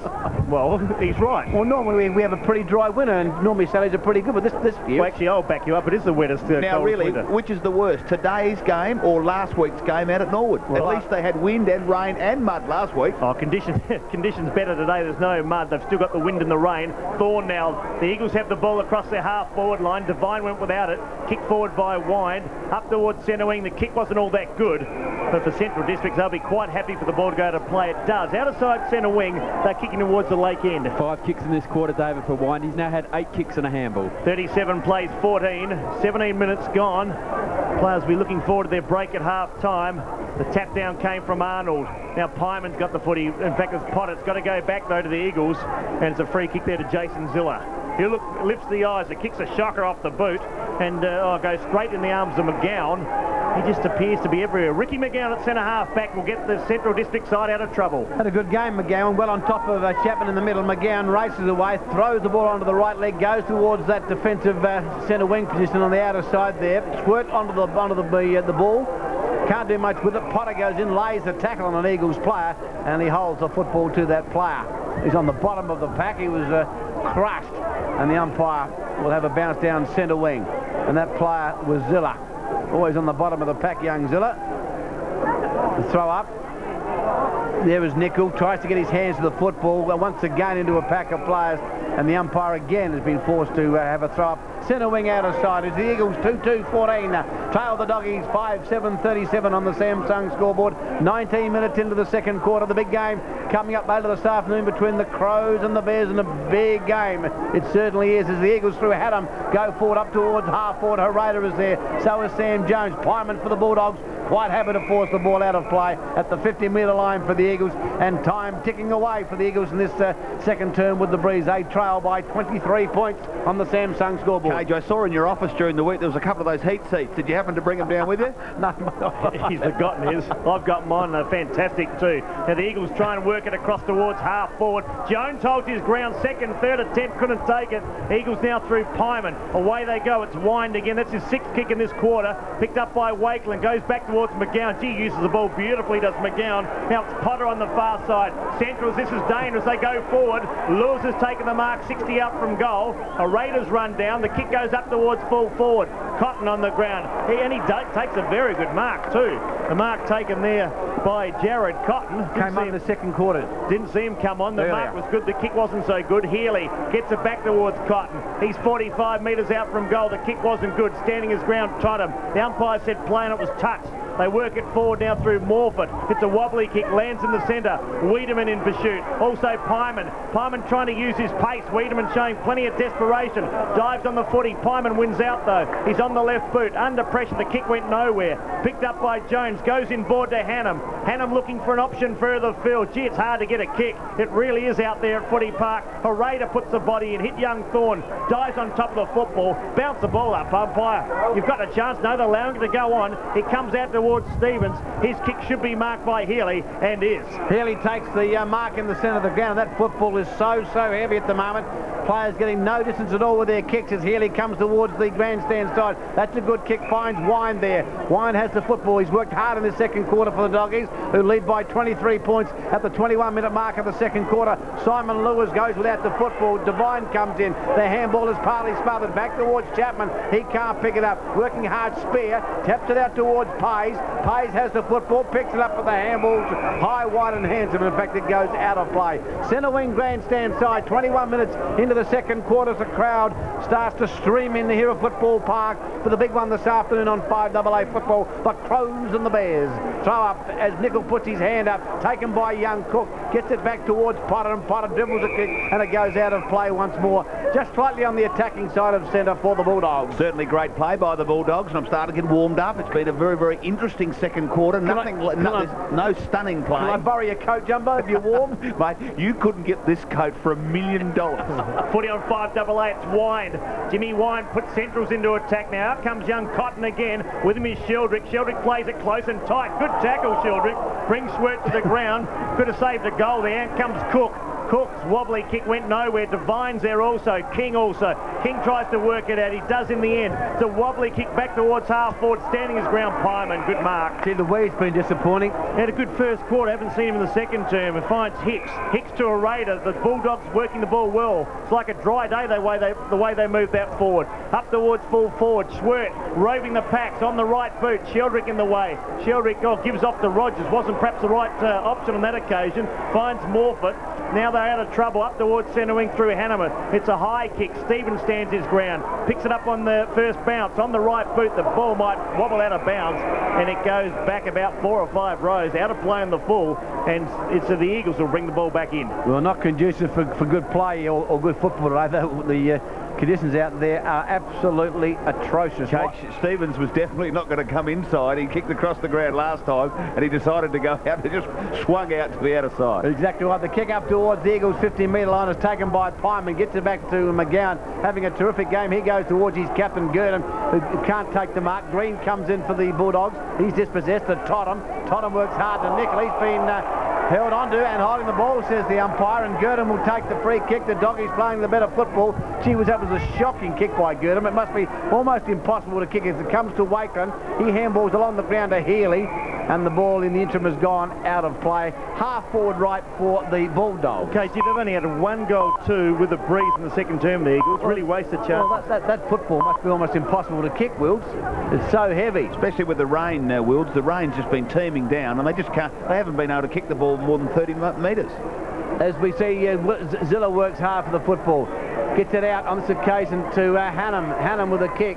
Back up towards half forward it goes. Coming out is Hickso for the Bulldogs. Tips one short towards McGowan. Want to stay and play. McGowan takes the mark, but the kick has gone out of bounds on the full in the interim. And Hannam will take the free kick. And also, Cage, when the ball gets into the Eagles' half forward line, there's 2 central districts on each player. Unbelievable. Hannam now puts it into the air up towards the 50-metre line. Arnold got his hands to the football. It's all the Doggies here. That handball came from Remus to Stevens. He goes back to Potter. He can't handle the football. Totham knocks it on cleverly. Here's a chance now for Thorne. Gets it over the weed. A chance to kick a goal, and he has kicked a goal. A badly needed goal there to the Eagles. That puts him in touch now at the 24.5-minute mark of the second quarter. The Doggies are 5-7-37. The Eagles a badly needed goal. 3-2-20. Trail by 17 points now on the Samsung scoreboard. Half-time at Subiaco. West Coast 9-14-68. They lead Collingwood 3-5-23. At half-time at Waverley, Carlton 10-9-69. Lead Fitzroy 4-6-30. Here's Rick Davies. Rick, we look at the wind conditions too, and on a dry day, probably worth 4 or 5 goals now. No question about that, but it's just too wet, and the Eagles doing pretty well, but Central's getting the points in this quarter. Bounce down, it comes out towards grandstand centre wing. They go forward again now through Chapman. It's a high kick. Jones, he's got to come into the game. Almost took a very good mark. Stevens has been resolute in defence in this second term. He's had plenty of the football. McGowan goes off the ground. Wiedemann trips him up. Coming through was Chapman. Back towards Wiedemann. In turn to Jason Zilla. Goes in board to Chapman. The Eagles would love a goal before half-time. McGowan, he's gang tackled there. Wiedemann wraps him up like a bear. and there'll be a ball up 48 metres out from goal. Very interesting. Here we are, we've got a howling gale, and there's 4 handballs in the middle of matter of 10 metres. I know, exactly. All they had to do was get hold of it and boot it down to the square. Comment there by the jumbo, Rick Davies. Man who kicked 150 goals in a season of football. Yeah, could play a bit of footy too. On that occasion, Potter out towards Big Arnold. Arnold looking for Healy. Eventually finds that player. Pyman comes in to lend support. It really is hard to control the football, though. Once again, we'll see a ball up right half forward flank for the Eagles. They trail by 17 points as we approach full time in the second term. This is one day that I'm glad I'm not a footballer. Throw up inside the 50 for the Eagles. No one contested that football. Taken on this occasion by Thorne. Kicks around his body up into the pocket. Will it go out of play on the full? One on the bound of the umpire. Yes, it's out of bounds on the full. So the Bulldogs will take the free kick. It'll be Hicks. Kluzak was the player that almost took the mark, but it's Hicks. The son of Darrell kicks it back towards the half-back flank. Up high went Sam Jones. He's been a quiet player today. That's better, Mark. That was a good grab by Sam Jones, and he'll kick from 50 metres. He should get the distance. The accuracy, of course, is the concern in these blustery conditions prevailing here at headquarters today. Cage, I would say that anyone that's coming down or anyone sitting out on the outer, they won't leave at the end of the game because they won't be able to move. They'll be too cold. Jones now approaches the man on the mark, kicks right on the 50-metre line, puts it up. The Breeze not bringing the ball back at all. At the point of the square, working hard in there was the Bulldogs defender. Swirts in there. Potter, Laird gets it to Arnold, kicks around his body, only as far as Morford, who's come down from full forward, but goes without the football. Wakeland comes in, steals it from that player, does it cleverly. Wakeland back towards the centre of the ground. It's absolutely pelting down here. Devine in front, can't do much with the football, comes out the way of Spear. He gives it straight to Potter. He'll kick to Herrera. Herrera marks at centre wing, and away they go through Cook. It's absolutely pelting here at Footy Park. Up towards half forward Gerdamucci's body wheel. Cotton comes in, gets it to Gerdam. He's on his hands and knees. Back to Cotton. He's dispossessed. Kicked off the ground by Cook. A charge for the Bulldogs. Getting back there is Devine. He'll go towards the left of the line. And in fact, he kicks an own goal, the Eagles, and gives away a minor score. And it is now Central's 5-8-38, the Eagles 3-2-20 off. These conditions are falling. Yeah, but all of a sudden, the Central Districts in this quarter, after only doing very ordinary in the first quarter, the Eagles just can't seem to score. They just can't seem to get the ball down the centre. Yeah, once again, Devine almost making headlines. It wasn't Devine Brown, that was Mark Devine. And he put it through for a point. Oh, you can think of that. Waiting now for Sheldrick, straight down the ground. What are you getting up there, KG? The mark's been taken by Centrals again. McGowan, what a game he's had. Number 23 for the Bulldogs, and there's a penalty, 25-metre penalty. Now, he's kicked 3 goals, amazingly, from centre. The siren sounded, so a bit of drama here at Footy Park. Haven't seen too much to half-time. In he comes, tries the torpedo punt, wobbles off the boot. It's a shocker. It covered about 32 metres and goes out of play. So at half-time, Central District lead, 5 goals, 8-38. The Eagles 3-2-20. It's 18 points the difference. Conditions inclement here, to say the least. A good half of footy, though. The players have stuck to it. We'll take a break. Be back shortly with a summary, and also Matthew Campbell, ex-Brisbane Bear. All right, 3, 5AA footy, thanks to Hungry Jacks. And we have 11 degrees in the city of Adelaide. Cool with a few showers, strong and squally north to northwesterly winds, shifting westerly later in the day. Monday and Tuesday, windy, showers, maximum 14. And for Wednesday, for something different, a little bit of rain and around 14 degrees. Checking those AFL scores for you at Subiaco Oval. West Coast are giving Collingwood an absolute spifflication. It's West Coast 9-14-68. They lead Collingwood 3-5-23. For the Coast, Lewis has 4 goals. Worsfold a couple, Gehrig 2. Pios has 1. And for Collingwood, Rocker the only goal kicker. He's got all 3. And the third term underway at Waverley, Carlton Fitzroy. Carlton right on top of the Roy boys. It's Carlton 10-9-69. They lead Fitzroy 4-6-30. Claffey's playing on a half-forward flank, and he's kicked 4 goals. Pearce has a couple, and Malloy has 2 goals for Fitzroy. It's 3:07. To commemorate the 50th anniversary of the end of World War II, 5AA proudly presents Australia Remembers with Jack Thompson. Each weekday at 5 to 7 with Baz and Pilco, and again at 10:30 with Bob Francis, you can hear from the men and women who put their lives on the line. It was a time of confusion, sadness, loss, and heroism born of necessity. Australia Remembers with Jack Thompson. Weekdays on Adelaide's 5AA, where you don't miss a thing. We're here at Hungry Jack's, where the big news is all Hungry Jack's burgers are bigger, with more beef in every bite. Is it true? Absolutely. Now there's even more of that famous flame grilled beef in every Hungry Jack's burger. All the burgers are bigger? They're not only bigger, they taste better than ever. More beef in every bite. So there you have it. The burgers are bigger at Hungry Jack's. Got the hungries for Hungry Jack's. Australians feel at home with Samsung. You'll feel at home with Samsung's time-saver range of microwave ovens. With the convenience of SynchroTouch programming, all the information you need is displayed in line with the relevant touchpad, plus an unbeatable 2-year warranty. Samsung time-saver oven prices start at under $300. That's why Australians feel at home with Samsung. Colds and flu can really hit hard this time of year. That's where Synovus garlic supplements can help. Synovus garlic capsules and tablets bring temporary relief from the symptoms of colds and flu.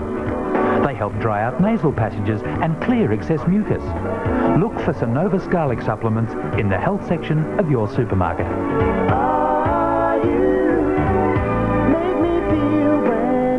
Synovus, proudly Australian for over 60 years.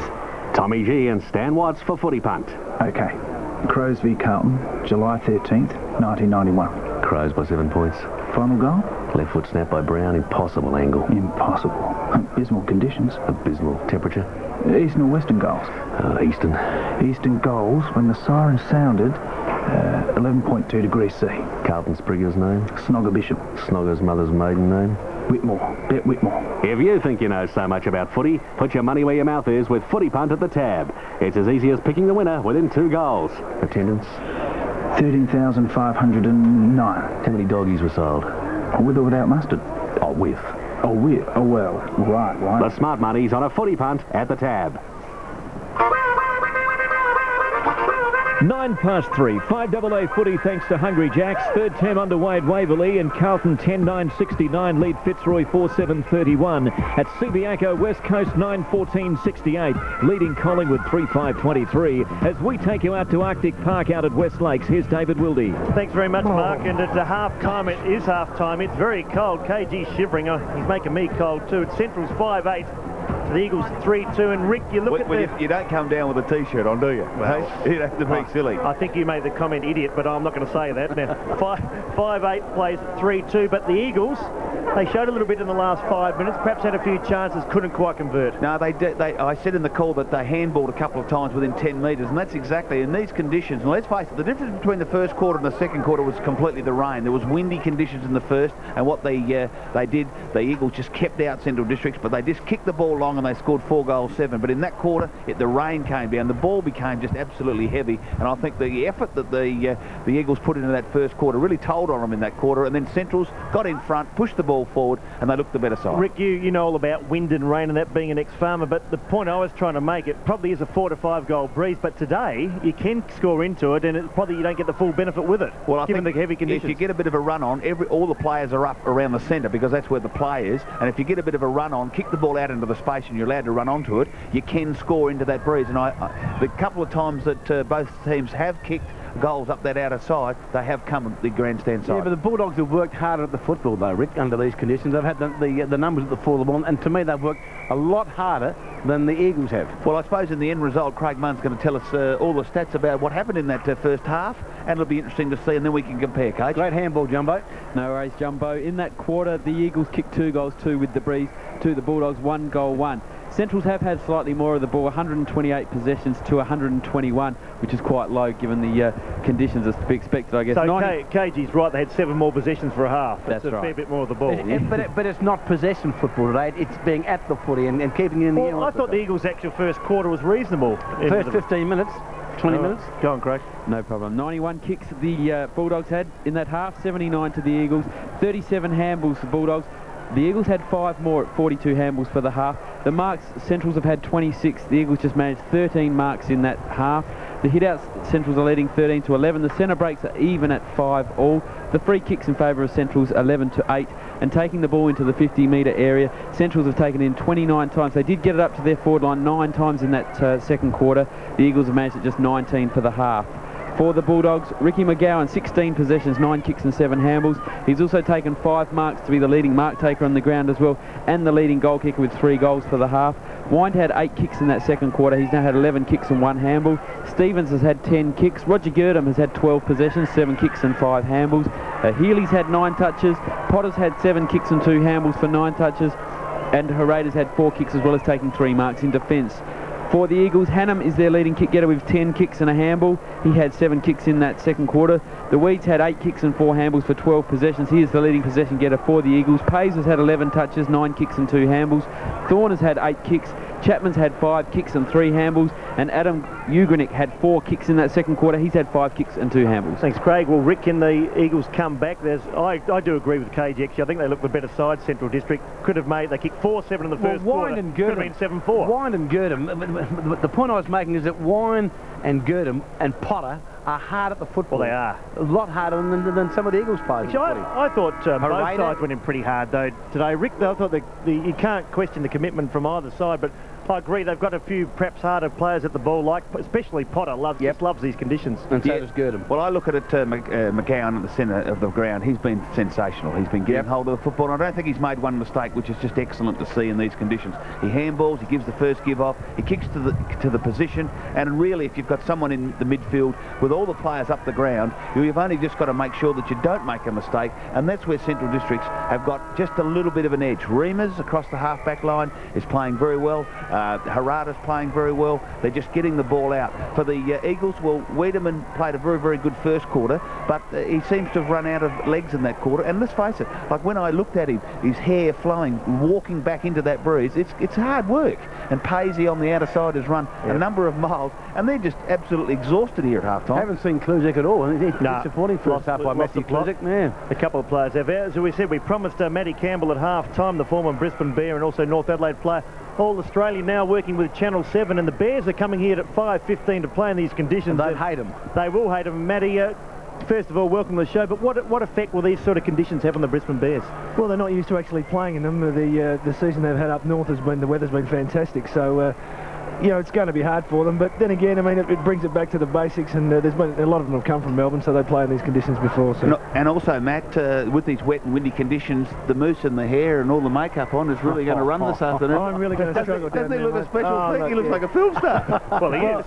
Oh, you know, as you say, you know, you guys do your job fairly well. You've all got good heads for radio. And I'm down on the ground in with the makeup on, but yeah, I'll leave it on after the game and everything and just walk around for a while. Great performance by the Bears last week. We were listening, of course, down the line, and 14 goals to 4 at three-quarter time. The old Hawthorn side, I thought, well, we've got the money there, we've got the footy tips there, and all of a sudden the Bears, who've played poorly, came back and kicked 9 goals, 7 in the last quarter. I think that's going to stand them in very good stead today.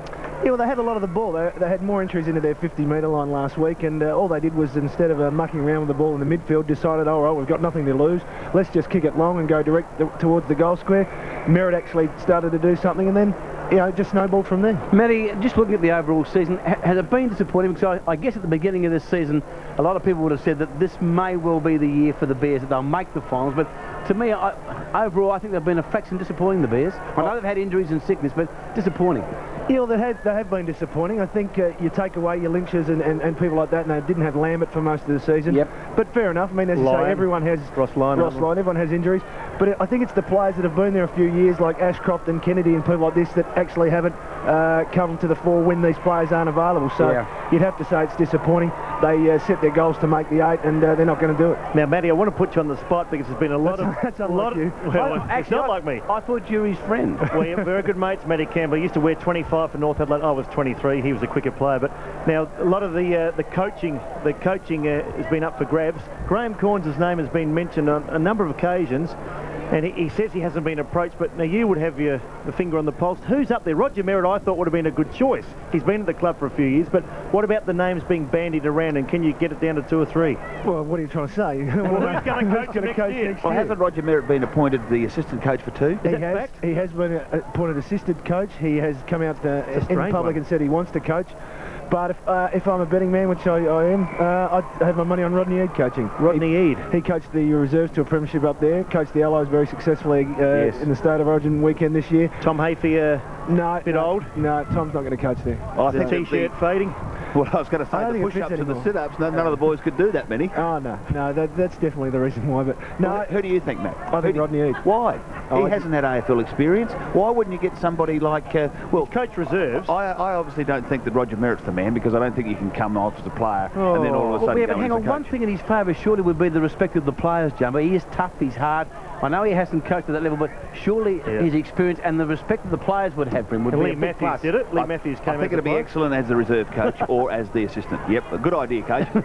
Matt, have you been able to catch up with any of the Bears while they're in town? No, they got delayed last night and they got in fairly late. They didn't get in until about 8 o'clock, so they had a quick... I just wonder what the attitude's like. You come to Adelaide thinking normally Adelaide would be okay at a night footy. You come and see these conditions. They haven't got a lot to play for except pride. Adelaide's season really is on the line. Well, it is. But there's a feeling in the Brisbane camp about when they play Adelaide. The last 2 times they played them, well, 2 times last year, they were very close games and they beat them at the Gabba. So they're fairly confident when they come against Adelaide now. So I think because of the conditions, it'll be a different game. But they're fairly confident about man on man that they can do the job. Matty, what about the announcement by Robert Walls at the time that he did it? Was his timing bad, do you think, or not? Well, I don't think... I think Wolsey had the club at heart with what he was saying. I think the disappointing part about it is that it got out. Yeah. And it gets out because people have a few red wines or whatever, and all of a sudden it's out. Yeah. But I think... Very easy to have a few outs when you have a few red wines, though, Matty. Well, hopefully you're having more outs than ins, Jumbo. But basically, he had the club in mind at heart so that they could have time to set up a replacement for him. But it's always disappointing that it gets out, and you guys know footy as well as anyone. You can never keep a secret. Well, Matty, how did you see the job that Robert Walls has done up there?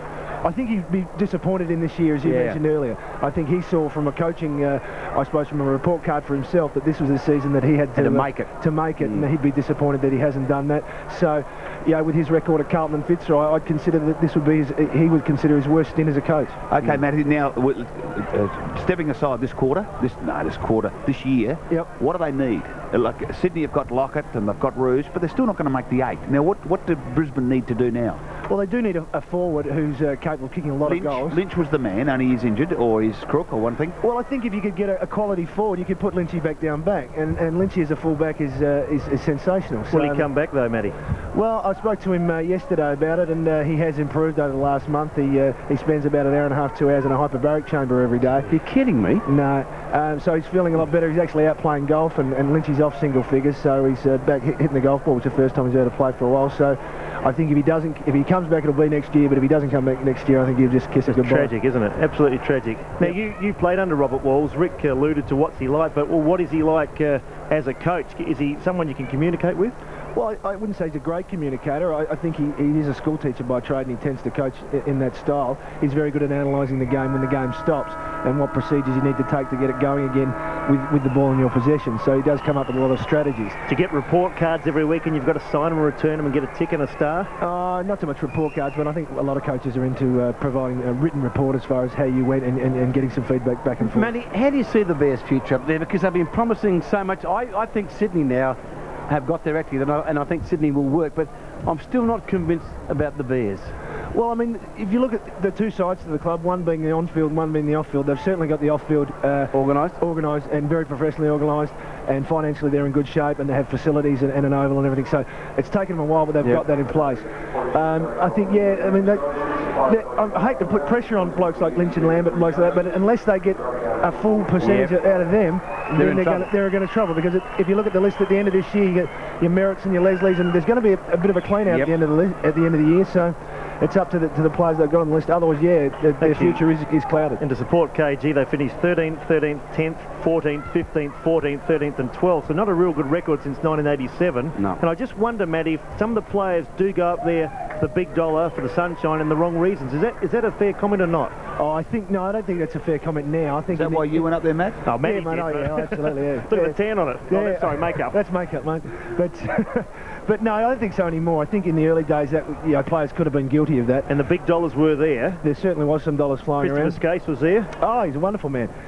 But basically, you've got really a traditional football club now, and with the way the draft works and with the way the AFL set things up, I mean, it's a viable option for a young kid to come out of Adelaide or Victoria, whatever, to get hold of the Bears. But going from Carrara to the Gabba was probably the biggest individual factor of success for the Bears. Oh, that's right. I mean, if they hadn't done that, they'd still probably be wallowing down there at Carrara. It was a good executive decision made by the admin.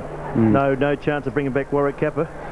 No, Warwick's still up there actually, and he would make an excellent boundary umpire, wouldn't he? He got pace, tight shorts. I think Warwick could make an excellent anything, as long as he just doesn't do anything. as long as he keeps his mouth closed. Matty, thanks for joining us, and good to have you on 5AA, and all the best, Matty. Thanks for your time. Thank you. Of course, former North Adelaide and Brisbane Bears player Matty Campbell will come back with the second half shortly. The Eagles are in fact on the arena. Monday to Friday at midday, Adelaide's 5AA gives you the world. There's 15 minutes of the latest in news, sport and weather from around the globe, followed by the Australian National Newsroom Whip Around. For news and information, it's Adelaide's 5AA, where you don't miss a thing. Australians feel at home with Samsung. You'll feel at home with Samsung's Winner Series range of video recorders.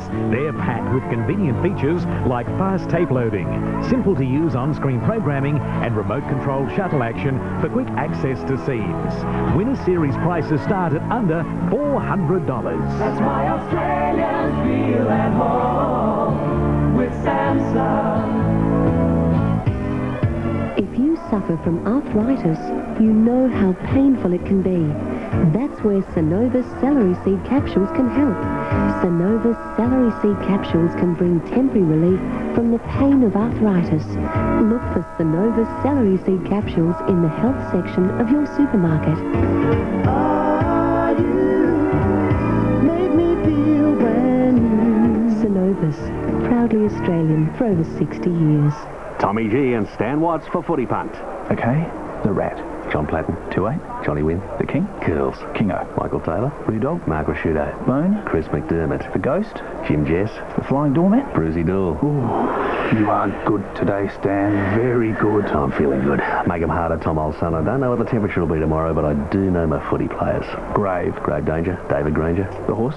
Harry Kernahan. Sticks. Stephen Kernahan. If you think you know so much about footy, put your money where your mouth is with Footy Punt at the tab. It's as easy as picking the winner within 2 goals. Tinkerbell. I don't think I should say who that is, Tom, old son.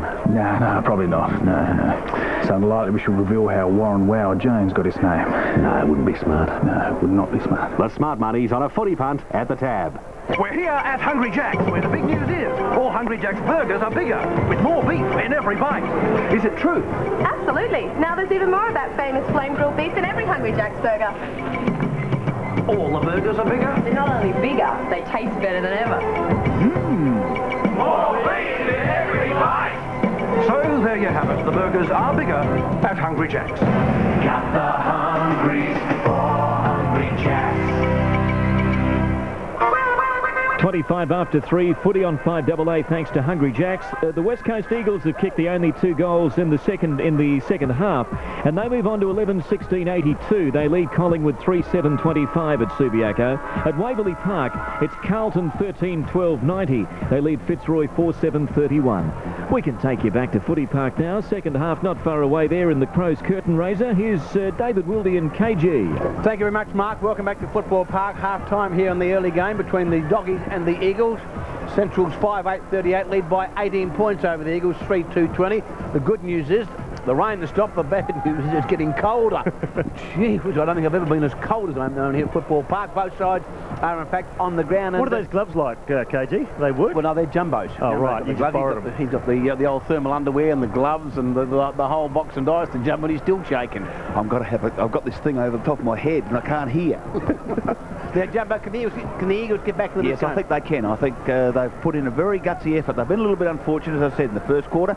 They kept the Bulldogs out, but that quarter they just couldn't score. I think they put in a huge effort. But Central District's playing a little bit better at this time. And you did mention, Wills, that 10 goals would win the game, and I laughed at you because I thought that they'd had 9 shots for goal in that first quarter. But without the rain, I think this is going to be a nice last half. Better players, Rick, for Centrals and the Eagles? I think that McGowan's easily the best player. I think that he's been the best player on the ground. I've liked Reimers coming off the half-back flank. Wind is starting to come right into the game and get a number of touches.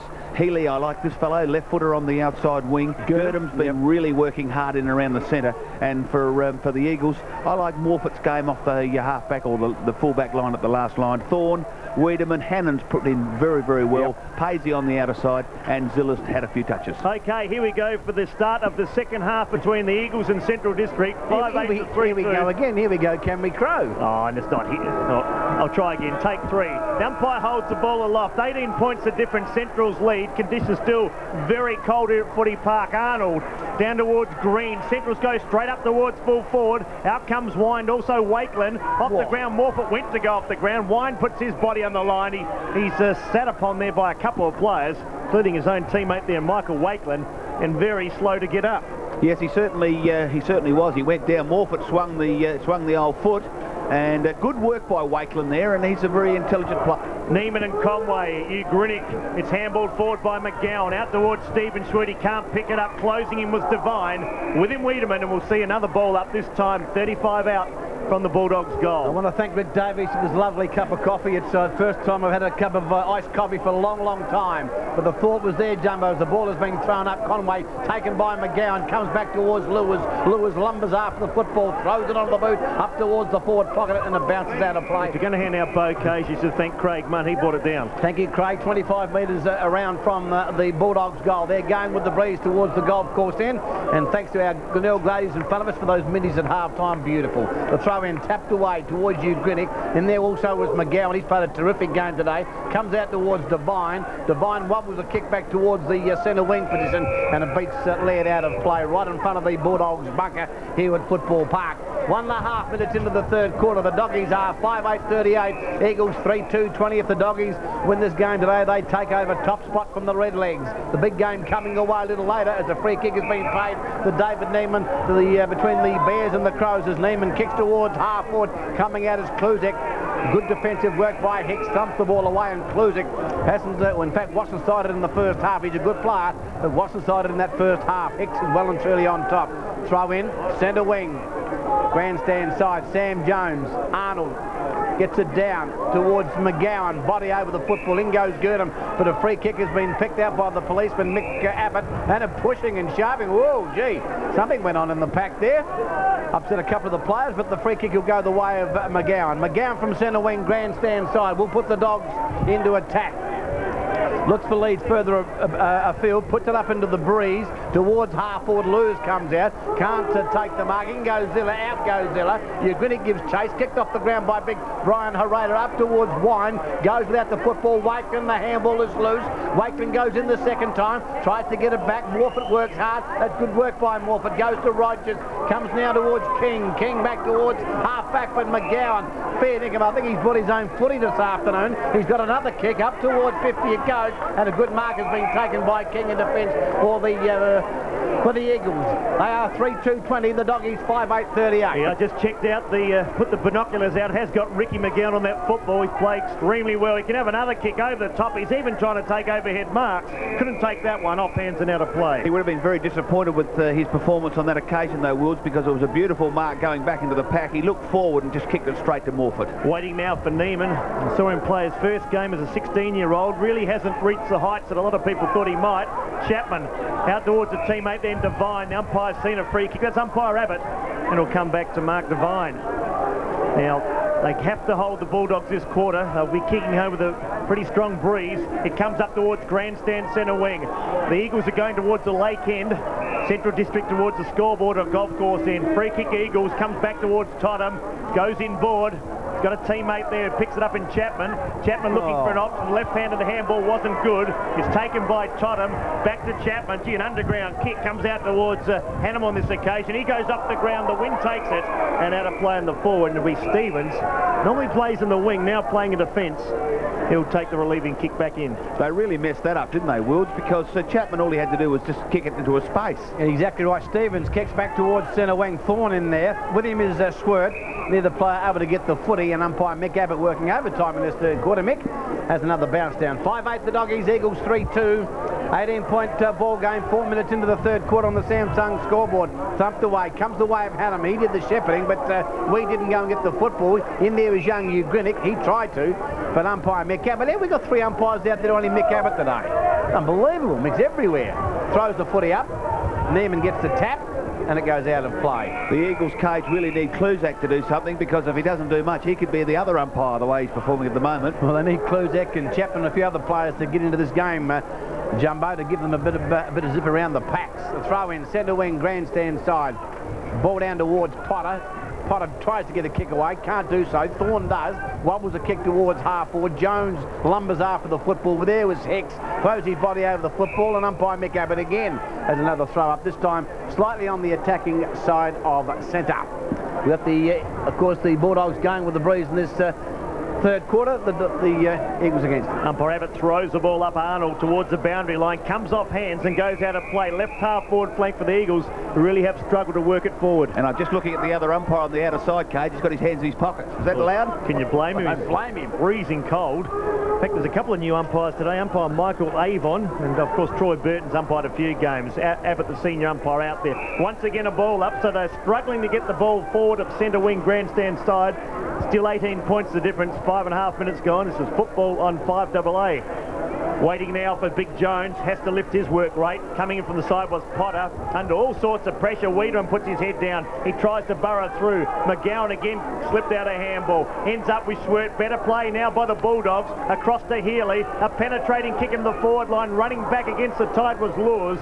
Couldn't take the mark. The ball stays in and in fact goes out now. This time right half forward flank for the Bulldogs. 6 minutes gone. It's 5-8 plays 3-2. Throw in outside the 50 for the Bulldogs, going with the breeze. They lead by 18 points. 6 minutes into the third quarter. The throw in, Chapman from behind. He can't do much with the football. Lewis has a fit of the fumbles. Finally gets it back to McGowan, the best man on the ground by 500 miles. Gets it to Cook. His kick's a shocker to Gurdon. Gurdon back to Cook. That's a better kick. Up into the pocket. Gives Wine a chance, and Wine takes the mark. Wine now with a mark. He's about 25 metres around, or 30 metres around from goal, on a very, very acute angle. Going towards the golf course end. What are his stats, Craig? Jimmy Wine. Jimmy Wine's coming in for his 12th kick and a handball, but McGowan's had another 6 touches this quarter. Thank you, Craig. It's a beautiful kick by Jimmy Wine. I think he's kicked that. That's an absolute gem of a kick. That's an absolute belter. Straight through the high little, put it up into the breeze. The breeze did the job, and another major for the Bulldogs, a very important one with this breeze. They go to 6-8-44, Eagles 3-2-20 on the Samsung scoreboard, and Jumbo, you wouldn't see a better kick than that. No, certainly not, Cage, and the Eagles worked the ball up, as Wild said, in that quarter, right up to their half-forward flank, and then a couple of quick kicks by Healy, put the ball down, and a magnificent mark by Wynn, and then he just went back and just slotted through, well, a magnificent goal from the boundary. And the Brisbane Bears are, in fact, on the ground, the Brisbane Bears players, and they wouldn't like this weather. No, they wouldn't. They were just looking at Chapman, so he's McGowan's immediate opponent. Why not stand next to him and try and provide some sort of contest? Well, thanks, Rick, for the answer. McGowan's got the football again. Well, I was trying to think of an answer. Well, if you're getting beaten, why not stand next to your man? Well, why not just try and play alongside of him and actually beat him? Because McGowan's not a big person, but he wonders, and he just runs all day, McGowan. He's a great player. Well, he's had a super year again. He kicks it in the forward line. Out after the football then was Wakeland. With him Morfitt. These conditions won't suit Wakeland, but he's trying hard. Comes off the gloves and goes out of play. David, 7 possessions to McGowan in 8 minutes this quarter. Now he's had 23 touches, 12 kicks, 11 handballs and 6 marks. Well, a few weeks ago we saw Scott Lee have 17 possessions in a quarter. The way McGowan's going, he might even surpass that. Sheldrick out towards Rogers. Also there is Gurdon. Gurdon on all fours. Tries to find a teammate. In fact, finds a boundary line. And once again goes out of play. Very tight football here, but it's a handy lead. In fact, it's 4 goals now. Central District lead 6 goals, 8. Eagles 3-2 on the Samsung scoreboard. The throw in. Conway contests the throw in, taken by Sheldrick. Goes the way of Rogers. He's dispossessed. Spear off the ground. shepherded by Sheldrick, comes back into the pocket. Spear wins the kick, back towards Zilla, sitting under the football, and takes a very good mark. In the back pocket, he goes towards the centre half back area, has a loose player there in King. King has the football, throws it onto the left boot, doesn't cover much territory, as always today, towards Wiedemann, throws his body over the football. Pyman's in there, gets it out towards Arnold, kicked off the ground. Kluzak with an opportunity now, has the glove, but still can't pick up the football towards the boundary line, taken by Hannum, gives it to Weed. Weed is dispossessed, wobbles a kick up towards half forward. Here is Hicks. Hicks for the doggies, back towards centre wing, but straight into the arms of Chapman. Chapman takes the mark, goes inside towards Devine. Devine picks it up, then falls over. Tackled by Stevens. He's got to be pinged. He'll be pinged holding the football. A bit unlucky, but the free kick was there, and Stevens will take it. He kicks into the man on the mark, which is a shocker. Goes the way of Devine, who charged at wind. And in fact, who's won the free kick? Devine's won the free kick. Well, that was a bit tough, because Devine went into wind, and what are you supposed to do? Let him run through you. Good contest though, Cage, but Devine, but he punched the ball forward. The umpire said he punched the ball forward and took the free kick. Devine squares the ball now, finds Big Neiman. He's also got Spear there. They want to go long and try and go long and direct. That's not a bad kick by Neiman. Hicks is back there for the Bulldogs. Over the top was Kluzak. Now coming after the footy is a Raider. Gets it at centre half back. Brings it grandstand side. Hannum's there. Wiedemann in front. Held his ground. Did it well in the end and took a very good mark. Wayne Wiedemann, good first quarter. Had plenty of the football, really. We heard Craig Munn say 12 possessions to half-time. He's had a couple since, so he can go long. Needs more out of Andrew Taylor. Taylor's there, bombarded by defenders. He can't take the mark. Hicks off the ground. And once again, we see the ball for a change go out of play, this time left full forward pocket for the Eagles. Well, when I'm looking at the Eagles just to see if they can win the game, Cage, I just can't see anyone up forward that can kick a goal. Exactly Taylor's right. being completely knocked out of the... Kluzak can't get into the game at all. They just can't kick a goal. Exactly right. The throw-in takes place. They're working the football out of defence through Pyman. Pyman back towards centre wing. Devine hasn't played a bad game. He does good work for young Ugrinnick, who gets the football. Kicks around his body up towards half forward. Coming out on that occasion was Jones. Couldn't take the mark. Through the legs of a couple of players back towards Tottenham. He's tackled by Stevens, who's had a pretty good game for the Bulldogs, but the ball is held under a pack of players. And again, as has been the case for most of the day, the umpires will throw the football up. Slightly on the attacking side of centre on this occasion for the Eagles. Jones works hard, supported by Chapman. Comes back onto his right leg now. Kicks up towards the half-forward line. Kluzak is there, but Hicks over the top. Has the football, gets a high one. Umpire Mick Abbott agrees, and Hicks, who hasn't had many kicks, but he's certainly taken Kluzak out of the game, and that's the defender's job, and he wins the free kick. Yeah, I must admit too, I think the umpiring's been very good today. Umpire Abbott, yeah. Michael Avon and Troy Burton. Been good. Bad conditions, but they've handled the game very well. Stevens, he's had a lot of the footy today. He goes long towards Lures. With him is Jason Spear. Normally plays full-back, now centre half-back. Green picks it up under all sorts of pressure. Just wobbled it into the forward line. Out comes Gurdon, pushed in the back, was he? The umpire saw it that way. And Roger Gurdon will kick for goal from 45 metres out, directly in front. He's the captain of the side. Played a lot of football too, 206 games. 206 games, and he's been very, very good in every one of them. And on that occasion, he just made his way to the front. Great work by the young fellow to get the free, and it'll be interesting just to see how wet that football is, kicking from about 45. Well, he's a team player, very much team-oriented player is Roger Gurdon. From 2 steps, kicks towards goal. It's off the side of the boot, slews across to the right. Wasn't a good kick, really, by the skipper. Another point to Central District. 6-9's their tally. Eagles 3-2, 12 minutes gone, third quarter. You just get the feeling, though, that they're tightening their grip on this game, the Bulldogs. A lead by 25 points for the Bulldogs, 12.5 minutes into the third quarter. This is 5AA football. Stay with us, of course, for the big one, the Crows and the Bears, as Morfitt kicks off, goes to the outer side. The kick out there, a good mark has been taken by McGowan. This is an absolute belter of a performance by McGowan. McGowan kicks up towards Cook, beautiful kick, and a good mark by Cook. What's McGowan's stats in total, Craig? 24 touches, 13 kicks, 11 handballs and 7 marks. He's had an absolute rip snorter of a game. And I don't reckon he's made a mistake on whether he's handballing or he's kicking. He's even taking overhead marks now. Unbelievable, as we see Cook now with the action. He'll kick from about 52 metres. It won't be easy. The breeze at his back, going towards the golf course end. Cook comes in 51 metres, puts it up into the breeze. Which way will it go? I think it's gone the right way for your Bulldog fan. It has. It's a goal to Cook.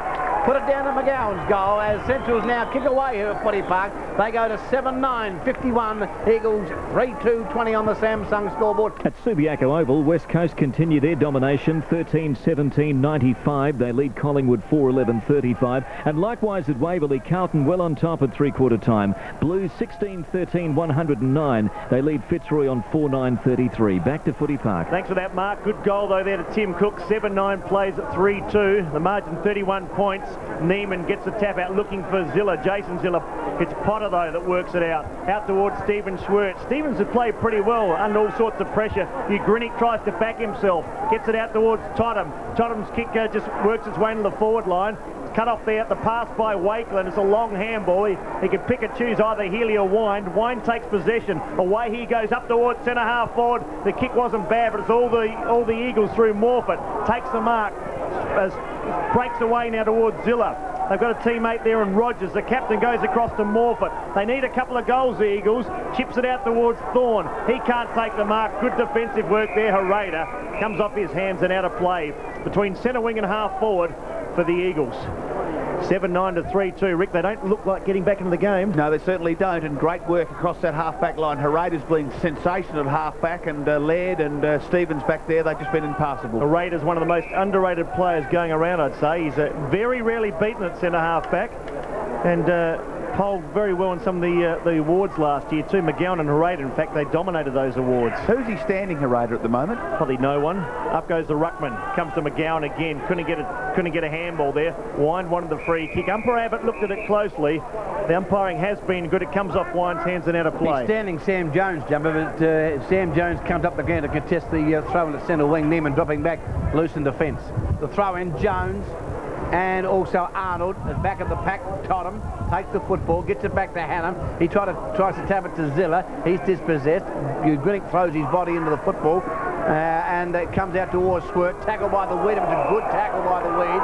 Well, I thought that tackle should have been rewarded. As Weed comes in, doesn't like Potter. That was a good tackle by the Weed. He's arguing with the umpire, and perhaps that should have been awarded with a free kick. Arnold goes over the top, thumped on by Potter. Only as far as Chapman. He tapped it back towards the boundary line, and it goes out of play, centre wing grandstand side. Doesn't Potter like to antagonise? Does it pretty well, too. Does it pretty well. 51 points plays 20, 31 points in front of the Doggies. 16 minutes into the third quarter. The throw in. Totham contested, got it beautifully to Zilla. Zilla up towards half forward. There is Kluzak. With him is Hicks. Hicks will go towards the line for sure. He does that. Wiedemann comes in, but he too takes the footy over the line. And it's out of play outside the 50 for the Eagles. Slightly on the attacking side of centre. They need a couple of quick goals to get back into this game, Jumbo. Yeah, they certainly do, Ken, but very disappointed with Kluzak. He seems to want to let the ball go past him, but he's chasing well. He looks like a greyhound going after a hare. Yeah, if you had a form, it's not easy to get a kick. Jones tried to. McGowan half kick. Oh, his tackle there. Perhaps could have been a free kick. The ball gets worked out now towards Roy Laird. Laird up the half forward. Cook's made space, and he takes the mark in front of the Vine. Tim Cook on the left boot. Centres play. Coming out after the foot, he's at Reimers. He's up forward now. They've made the change, Wakeland and Reimers. It's a very versatile side Alan Stewart's got.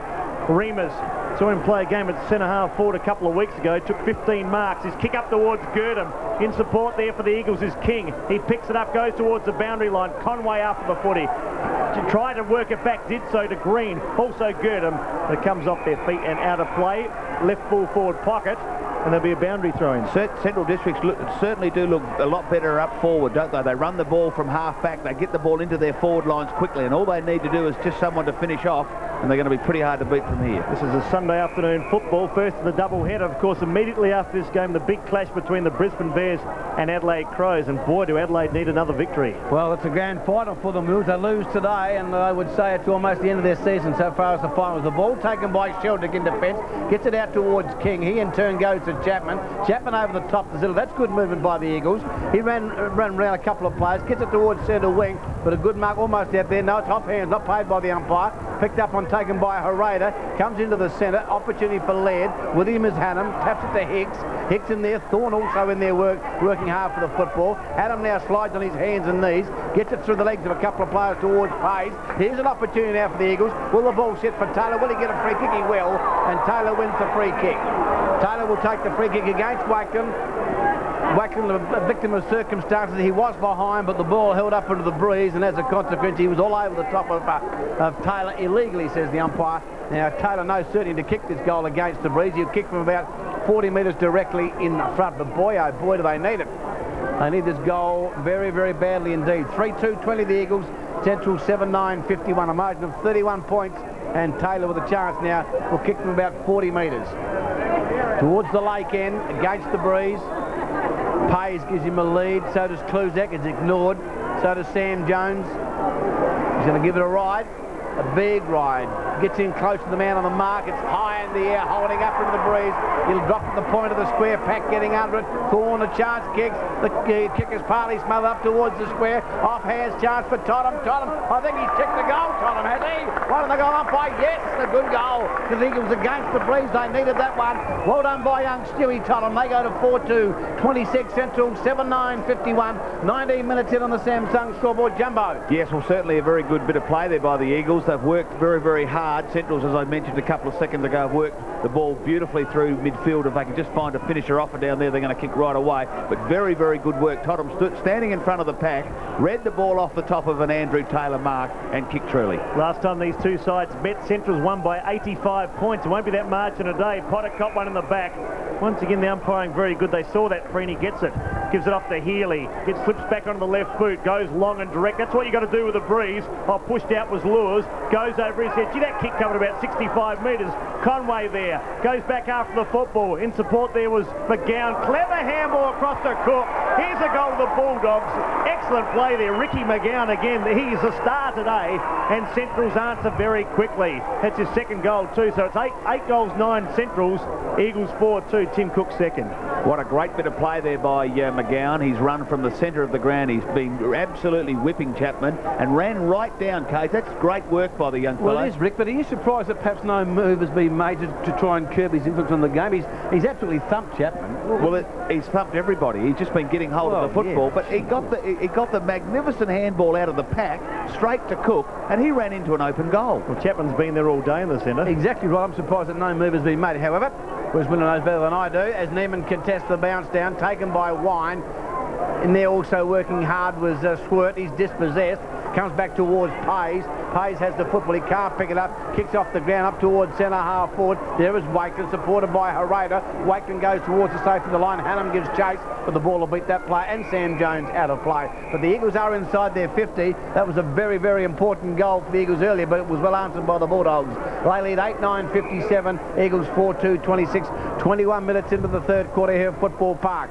The Doggies win this game. They go to the top of the premiership table in front of Norwood. At the back of the pack, McGowan. Fair dinkum, he's covering more ground than Burke and Wills. Wiedemann on the bottom of the pack. Fair to get a high one. No, says the umpire. The tackle came on that occasion from Laird, but a throw-in or throw-up will take place inside the 50. I think it's pretty important, Cades, that both the Brisbane Bears and the Crows would understand that you may be able to score both ends, even with this really howling wind. Exactly right, Jumbo, as we see another bounce down taking place inside the 50 for the Eagles. 21, almost 22 minutes gone, third quarter. The Doggies with a good lead of 31 points. Throw up on the bottom of the pack is the Weed. Very scrappy stuff at the moment. Players trying to get the football out, can't do so. And the umpire again will be forced to throw up just inside the 50 for the Eagles. David Wilding. Well, try and get the Eagles a goal. They need one just before three-quarter time. Come on, Will. 22 minutes gone. It's Hannum coming now after the footy of Stevens, who I reckon's played pretty well. Here's McGowan again. The sweeping handball wasn't one of his better ones. Wakeland under pressure. Kluzak straight over the top. Geez, had a dirty day, and he gives away a free. Oh, well, he just ran straight into Wakeland on that occasion. He had him cold. All he had to do was wait till he got hold of the football and catch him holding the ball. He ran straight in and knocked him down. Yeah, he was named as one of the emergencies too for the Crows, so he really hasn't done his cause all that good. McGowan again, he's not a fast player, but he just keeps on running. Now Hicks feeds it off to a teammate in Healy. I love the way this boy plays his footy. Very smooth move up towards Cook. Good mark, Cook. Yes, umpires played it under the conditions. I think good decision too. Umpire number 7. He's been pretty lively. He's been very lively today, Cook Wilds. He's a little left footer. He gets himself into the front spot. He's kicked a couple of goals. He's been a very important player. 5 kicks in this quarter. Ricky's had 9 for the game and 3 handballs. He's had a pretty good season too as Tim Cook, one of their rovers. He's gone back like Dennis Lilly here, Wilds. Yeah, he's not a bad kick for goal. He's kicked 44 goals in 44 games, so from my recollection, that's a goal per game. Kick in from 60. Not a bad kick too. Neiman there. Waiting behind there was Lewis. Couldn't take the mark. Sheldrick backs himself in. Does it well. Feeds off to Rogers, who's been a quiet player. Back to Sheldrick. Rogers goes into lend support. Sheldrick dives on top of the football. Girdham trying to claim holding the ball. Around the body went Green up towards a teammate there, and Arnold comes off hands and out of play once again. I reckon we've had about 357 boundary throw-ins today. Yes, certainly. But in the windy conditions, of course, you expect that. But Centrals always look a little bit more threatening in the forward line. Yes, the Bulldogs into attack. Arnold puts up the big hand, gets it down, but only as far as Squirt. Squirt with a chance now from 25 metres as he kicks at football. He is rock and roll. It's into the square, but a good mark has been taken here in defence by Scotty Morford.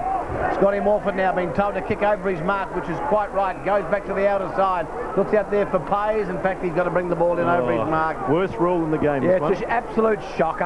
As long as you come in between the point and the goalpost, who gives a continental? Now, Cage, if he ran in there and then just sort of went this side, could it be a play on? No. He'd have to bring the ball back into play over his mark as he's doing now, Jumbo, because the player's been brought back in 5 metres. The kick back to the outer side. King with a chance now, tackled by Conway, goes back towards Girdham. Girdham kicked it around his body, a high ball into the pocket. Wiedemann Lewis gets up, off hands and out of play once more. About 25 metres around from the Bulldogs goal. And would you believe, Jumbo, there's a bloke in front of me has the audacity to buy damn ice cream. Selling ice creams. And he's buying one. Cage, have a lick while he's not watching. 25 metres around from the goal. The throw in, Neiman contested. Taken by Chapman, gets it out towards Thorne, who's on hands and knees. Weed in there. He's tackled, has the ball held to him, and a throw will take place about 25 metres from the Bulldogs goal. Do you want me to buy you an ice cream, No, KG? thanks, mate. I'll get you one if you want to. Excuse me. Actually, Wilds, Chapman, what's Chapman's stats quickly? 12 possessions, 8 kicks and 4 handballs. Neiman down to Chapman. He got another one there. Handball to Rogers. Now to Devine. They scramble the ball up towards half-back. David Ugrinik couldn't take it. Led on all fours. He was under some sort of pressure. They work it up towards centre wing. Zilla went without the football. Hannam's there. Potter closes on top of him. He'll hold the ball in the area. And good umpiring once again. They'll ball up. Grandstand centre wing. Stevens having a bit of a wrestle with Kluzak. And Kluzak just trying to keep warm, I think. Hasn't had the best of days. Matty Kluzak. What's his stats, Craig? 4 kicks and 1 handball, Rick. Arnold coming off Cotton on. Alan Stewart now swinging the changes. Thorne tries to burrow his way through the pack. In comes Wiedemann, converging from the side. Once again a ball up. It's 57 Central District, 26 to the Eagles. 26 minutes gone in the third quarter. Yes, rain hasn't fallen at all this third quarter, which is terrific news. The thump away opportunity for Pyman. Kicks around his body towards centre half forward. Big Huey Reemans in front. With him is Jason Spear. They both don't know where the football's gone. It's gone towards King. He's dispossessed with a heavy tackle up towards half forward. And umpire Mick Abbott, have a guess, is going to have another bounce or throw up outside the 50 for the Bulldogs. 26 minutes gone. The Bulldogs 8-9, 57, Eagles 4-2, 26 on the Samsung scoreboard. Big Neiman jumped high, got his hands for the football. Kick back towards the centre wing. Here's Pyman now with a chance. Around his body with a left foot kick towards half forward. Rogers goes without the football, supported by Morford. His handball out towards Devine is not a good one, and it crashes into the 5AA sign on the outer. 26 and a half minutes in, and we've got a 31 point ball game on our hand with the Bulldogs in front. Throw in, over the top, Neiman, Wiedemann, back towards Spear, dispossessed, good tackle, ball falls clear, comes the way of Wiedemann. Wiedemann with a handball to Thorne. Thorne also with a handball straight to the feet of Pays, makes it difficult. He kicks back towards centre wing, but what's happened, the ball's gone out of play in the interim, and the boundary umpire gives chase. So 27 minutes in, the Doggies 8-9, Eagles 4-2. And Rick, I think the difference between the two teams is the Central's getting their goals far easier. Yeah, they are getting they always look more threatening in the forward lines, but if its rain stays off and the Eagles can get a bit of a go with a dry ball kicking with a 5-goal breeze, they should really make a game of this in the last quarter. Actually, conditions probably at the moment the best they've been for the entire game, and it's still very blowy out there. Very strong breeze, gusting up and down the ground. David Ugrinik on the left boot, swings it out towards centre wing. His kick wasn't all that good, went for the boundary line. They really still do need to score goals now, not just playing possession football, and it beats Stevens over the line and out of play. Yes, well, if they can snare a goal just before three-quarter time, the Eagles, you'd have to say they'd have a chance, but they just need a dry ball, and with this breeze, they've got the opportunity to kick 4 or 5. Neiman and Conway, he puts it on the defensive side. Ugrinik dives on top of it. Girdham will close him in. Quite happy to keep the ball there, Roger Girdham, one of the leading tacklers in the league. Very good tackler is Girdham. Plays it hard, he's a desperate sort of footballer, and leads from the front. Umpire Abbott throws the ball up. Conway, Neiman won the tap down towards Totham. Totham gets pushed in the back, and once again the umpire agrees with us, so well done, Michael Abbott. Free kick, Totham. Totham always tries hard, Stewie. Totham goes in towards the centre, coming out was Healy, almost the mark. Great recovery, good handball to Green. He can go back to Healy, but decides to go short towards Lewis, hits him on the chest. That's good football by the Doggies. Healy's played pretty well too, Craig. Busy quarter for Healy. He's had 5 kicks in this quarter and 2 handballs, 11 kicks and 4 handballs for 15 touches. Thank you, Craig. Simon Lewis now will get the distance. There's the siren, and this is a very, very important kick. It may bury the Eagles. He kicks towards goal. I think he's offline. Has he missed? Yes, he has. So the Eagles still alive. Central's 8-10, 58. Lead the Eagles 4-2, 26 on the Samsung scoreboard. We'll come back for the final term shortly. 15 minutes remaining at Subiaco Oval, and West Coast 15 goals, 20, 110. Lead Collingwood 4-12, 36. Chris Lewis has just kicked his 6th for West Coast. Pios has 3 and Worsfold 3. And Fitzroy Carlton 19, 15, 129. Lead Fitzroy 6-9, 45. It's 4-4. Well, next week on the Baz and Philco and Plussy Breaking Show, you guys are gone. Yeah, we'll be up the desert. We'll call you in at 7:40 every morning. Who are you working on? With Kevin Crease, and he's going to bring Humphrey B. Bear. Oh, I hate bears. Here in Adelaide's 5AA, where you don't miss a thing. Not as much as you'll hate the desert. We keep coming back, back, back, back, back. We keep coming back, back, back, back, back. Say goodbye to your old TV and come back for a really goodbye on Samsung. Big, bright, large screen Samsung Gold Series stereo television with an outstanding 3-year warranty. We keep coming back. Keith Baden Electrical, 1133 South Roads at Marys. Back, back, back, back, back. We keep coming back. Tommy G and Stan Watts for Footy Punt. Okay, Glenelg v Centrals, September 28, 1975. Glenelg 49-23. Centrals 11-13. Correctamundo and... Freddie Phillis, 18 goals off his own boot. Freddie. Liked it, Stan? Loved it, Tom. Okay, Buffy Tyrrell, Woodville. Freeport, immortal stuff. Legend. Yeah. Took a mark, kicked a goal, won the match. Oh, the broken collarbone. Buffy. If you think you know so much about footy, put your money where your mouth is with Footy Punt at the tab. It's as easy as picking the winner within 2 goals. What were Buffy's words when he took the mark? With his broken collarbone? The same. Ouch. You're a genius. You're not bad yourself, mate. The smart money's on a Footy Punt at the tab. Here at Hungry Jack's, where the big news is. All Hungry Jack's burgers are bigger, with more beef in every bite. Is it true? Absolutely. Now there's even more of that famous flame grilled beef in every Hungry Jack's burger. All the burgers are bigger? They're not only bigger, they taste better than ever. More beef in every bite.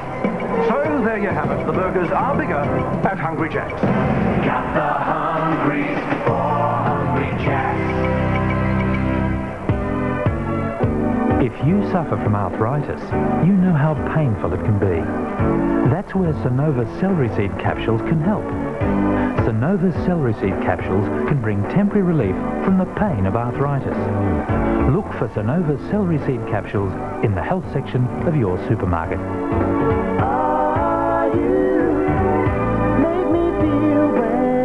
Sonovus, proudly Australian for over 60 years.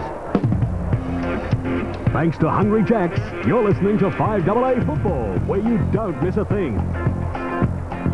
Welcome back here to Footy Park. 2/3-quarter time in the curtain raiser. We see Central District 8 goals 10. Handy lead over the Eagles, who are on 4 goals 2. And Jumbo, they're going to have to, the Eagles, if they're going to win the game, they're going to have to get a couple of very quick goals with a breeze. And as I said, conditions are perhaps the best they've been all afternoon. Yes, well, as we're talking at the moment, the sun has actually broken out, and the Bears players on the ground having a look around, and okay, there's a bit of a breeze. I think you can score at both ends, but you're dead right. The Eagles are, 4 goals, 8 down, which is just a little touch over 5 goals, and I think if the Eagles can get a couple of quick ones in this first 10 minutes of the last quarter... You really think so, Jumbo? They got a bit of a chance. Okay, Taylor hasn't done anything because the ball hasn't actually got down to him. It was very wet in the second quarter. Across the centre half forward area, they've got Sam Jones there. If they leave Neiman on in this quarter, getting the ball down as they were in that first quarter, I reckon they're a huge chance. Gee, I'll be very surprised if they can come back from here, because they haven't played well enough all day to even suggest that. Craig Munn, the stats. Thanks, KG. In that quarter, the Bulldogs kicked 3 goals, 2 to the Eagles, 1 goal. For the Bulldogs, Ricky McGowan, 26 possessions, 13 kicks and 13 handballs. He had 10 touches in that third quarter. He's taken 7 marks and kicked 3 goals. Winder's taken 5 marks as well, 14 kicks and 1 handball. Stevens has had 13 kicks in defence as well as picking up 2 handballs. Healy's had 15 possessions. Roger Girdham's had 16 touches. He had 5 in that third quarter. And Tim Cook had 6 kicks in the third quarter for 10, as well as kicking 2 goals. He's had 10 kicks and 3 handballs. for the Eagles. Pays is their leading kick getter with 12 kicks and 2 handballs. Hannum's had 11 kicks. Thorns had 10 kicks and 3 handballs. Wiedemann's had 10 kicks and 6 handballs for 16 touches. Morfett's had 12 possessions and Totham's had 11. In the hit-outs, Centrals are leading them 20-18. The centre breaks are in favour of the Bulldogs 8-7. The free kicks as well in favour of the Bulldogs 18-14. Taking the ball into the 50-metre area, the Bulldogs have taken it down there 41 times, the Eagles 25. And in the marking, Centrals have marked the ball 35 times today. The Eagles just 21 times, and no Eagles player has taken more than 2 marks on the field so far. Thanks, Craig. We should have a chat too to Craig Munn. He's an unspoken person, if you like, of the team, but he does a good job. He's got 2 games to do today. And not only does he have to pick up the players, Rick, he's got to write them down, and to do 2 things at once, as you know, is not easy. Well, when you look at him and how pale he is and how grey his hair is, you'd have to say, well, he's a very well-versed young man. Well, Craig, tell us, at the end of a game, and now you've got 2 games today, what's it like when you walk out? Do you see a few facts and figures in front of your eyes as you walk down the stairs? I tend to have a bit of a headache after 2 games. Well, working with you, that's why he's got a headache, Will. He's working with you. Oh, come on, I'm the bloke that looks after him, brings him into the game. You know, that's right, slips KG. out the hammer. Good to see, too, that you've finished that minty that was stuck all over the back teeth. and Kate, the sun's out, so we could start to thaw out here this last quarter. It's going to take me 3 weeks to throw out, Jumbo, but would you believe the sun is shining here? We now can see the city of Adelaide, and for the first time in the day and in the game, things don't look gloomy.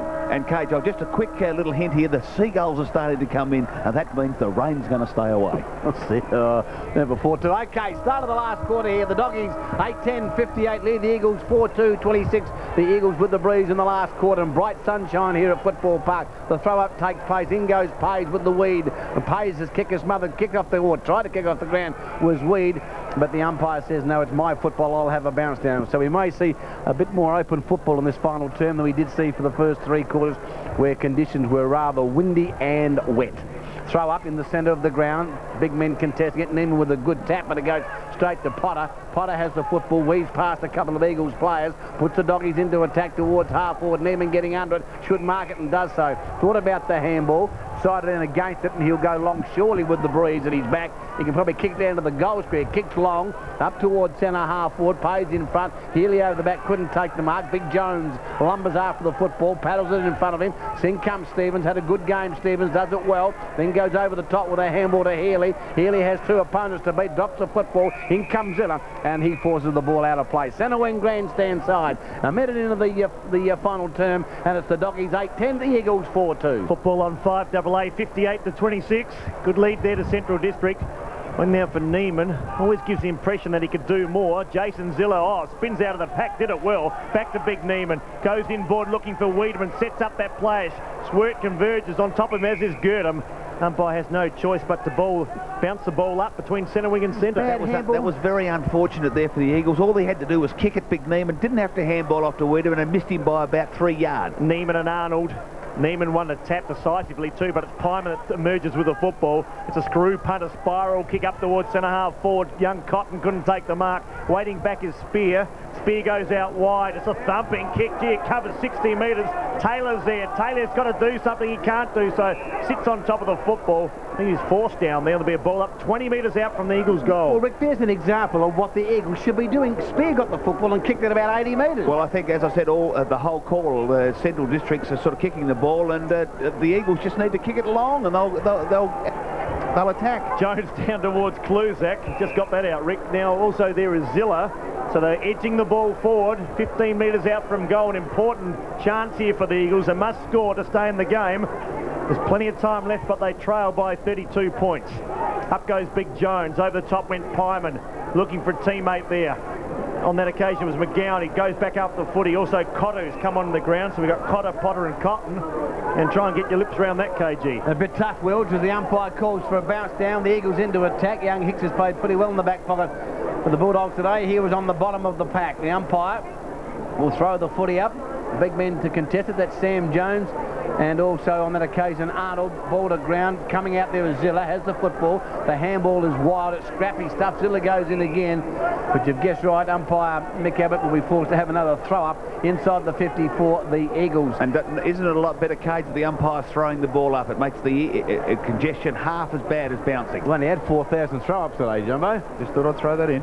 Throw up the umpire, Jones and Arnold, gets it down to Thorne. The kick is smothered. Working hard was Herrera, has the football now. Transfers play to the other side of the ground, goes out and kicks it straight into the arms of Andrew Taylor. Well, he's made a mistake. Taylor plays on quickly and goes bang, kicks the goal. Well, that might just be the goal they need now to give them some spark. 8-10-58 the Bulldogs, the Eagles 5-2-32. Can they come back 3.5 minutes into the final term, Jumbo? Well, I think you'll find that I said that at three-quarter time. If they can get a couple of goals in the first 10 minutes of this last quarter, they had every chance. But on that occasion, Big Remus, he was going to bounce it, then he was going to kick it, then he was going to bounce it, and unfortunately they put a little bit of pressure on him. He kicked the ball across the goal, straight to Andrew Taylor. He wasted no time and slammed it right through. And the Eagles, well, the rain's keeping away, kick long, and they got a chance. Yeah, the rain's keeping away, and Johnny's coming out to play. Up goes the ruckman down towards Jimmy Wine, thumps it up towards centre-half forward. Can they answer? Cotton went without the football. Morford also. Morford just pushes it in front of his body, dives on top of it. Remus was he legged. The umpire said play on. He slips it out now on that occasion to Cook. Cook's handball was loose and wild. Now Schwert across to the danger man in McGowan. McGowan under all sorts of pressure. There's a poor kick, but just lands inside the boundary line, then goes out of play. Centrals have it in their forward line. He's a very gutsy player, McGowan. He's easily been best man on the ground. He's just putting his body over the top of the ball, a little bit like McIntosh for Norwood, and he's a very, very valuable player. Well, he's a player that wanted to play for North Adelaide, was told that he wasn't quite good enough. It really has made his critics eat his words at Doggyland. Up goes Remus, king there for the Eagles. He's desperate. Also Cook working hard. McGowan caught one high. Free kick Central District, 30 out. He's already kicked 3 goals. The man of the moment, and I reckon he'd go off now and still get the 3 votes. Rick, you're giving the votes today. Apart from McGowan, it's not easy to perhaps pick the 2 and 1. Well, I can't really get an Eagles player at this particular point of time. I've liked Healy's game on the outer side. I've liked a couple of Big Huey Remus has been very good, apart from that last mistake. Harada across the half-back line. So there's a couple of Central Districts players. Yeah, Jimmy Wind and Cook, a couple more players to perhaps be in contention. Well, this really, at the early stage of the final quarter, could seal the game. If they can kick this, it's a tough kick. And he comes. Kicks towards goal. It's going left. It's coming back. I tell you what, a magnificent kick there. Oh. Excellent kick there by McGowan. He's booted 4 goals. A match-winning game there. And rightly so. All the players converge on him, offering their congratulations. When we look at the score, Central District 9-10. 9 goals 10. The Eagles 5-2. At Subiaco Oval, 3 quick goals to Collingwood. They're coming back. They only trail now by 11 goals. It's West Coast 16-21-117, leading Collingwood 7-12-54. And over at Waverley, Carlton 20-15-135, lead Fitzroy 6-9-45. Back to Footy Park. The throw up centre wing, or should I say in the centre of the ground, taken by Swert. He kicks towards half forward, a chance for Spear. Has the football, tackled by Remus, loses the football, goes the way of Pyman, back to Remus. Remus thought about the handball, then chips one over towards coming out as Lewis in front. He can't take the mark. The ball came from Sheldrick. Here's a chance for you, Grinick, tackled, loses the football, gets it to Rogers, back to Chapman. They work the ball beautifully out of the fence on this occasion. The Eagles over towards Wiedemann.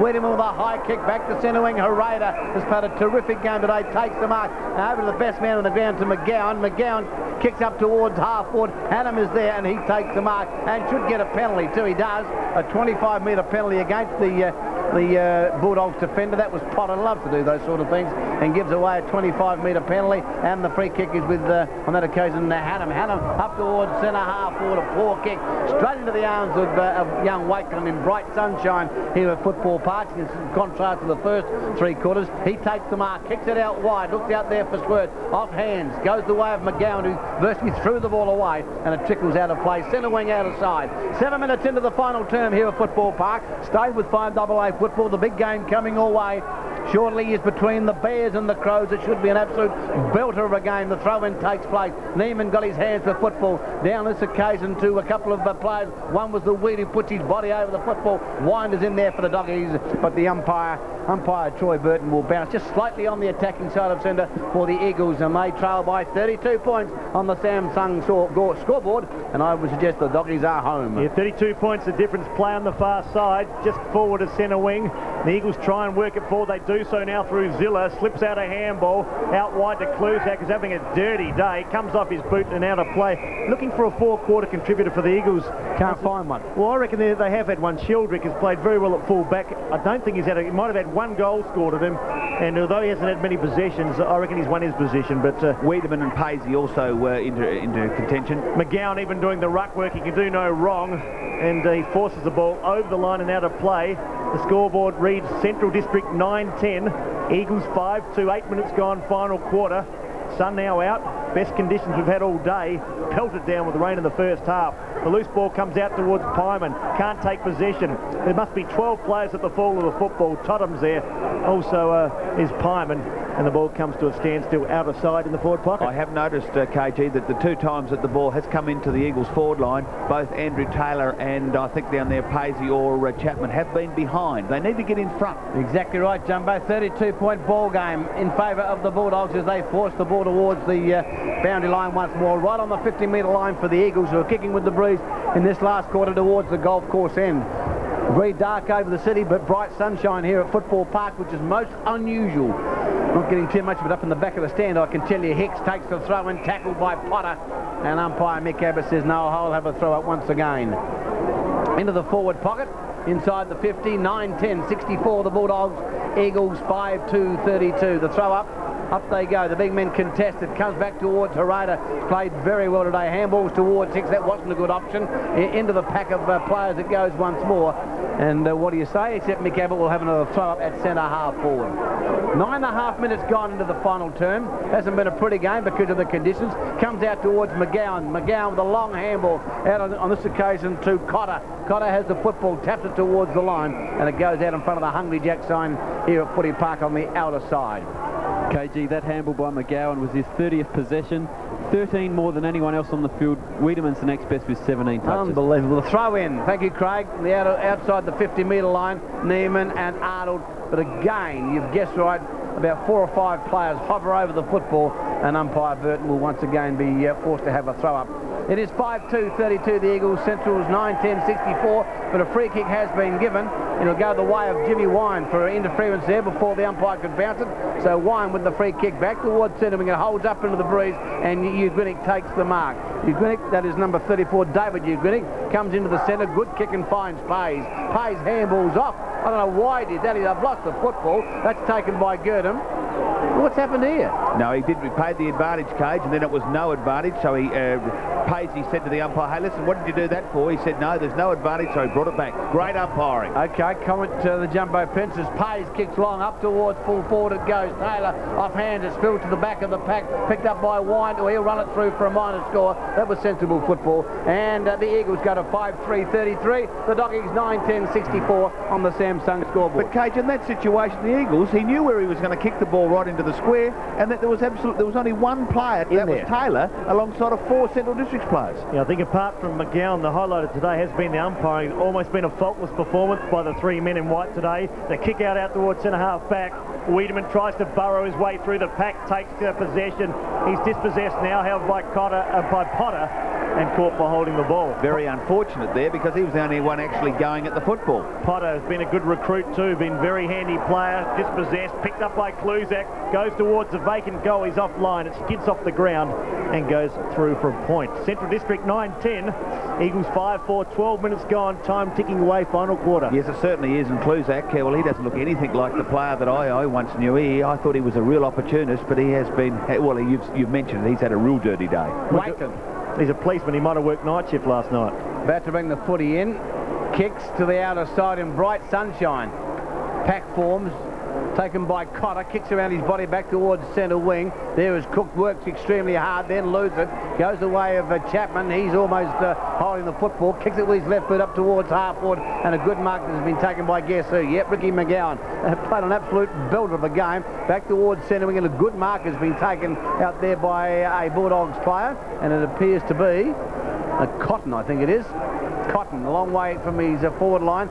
Funny kicking action, kicks towards half forward. Healy there, can't take the mark, spills out to the back towards Green. He can't do much with the football. Ugrinik comes in, takes possession, but then kicks the ball out of bounds on the full, and the free kick will be taken by the Bulldogs. Bulldogs are about to bring the ball into play through Cook. Cook now with the football, centre wing out of side.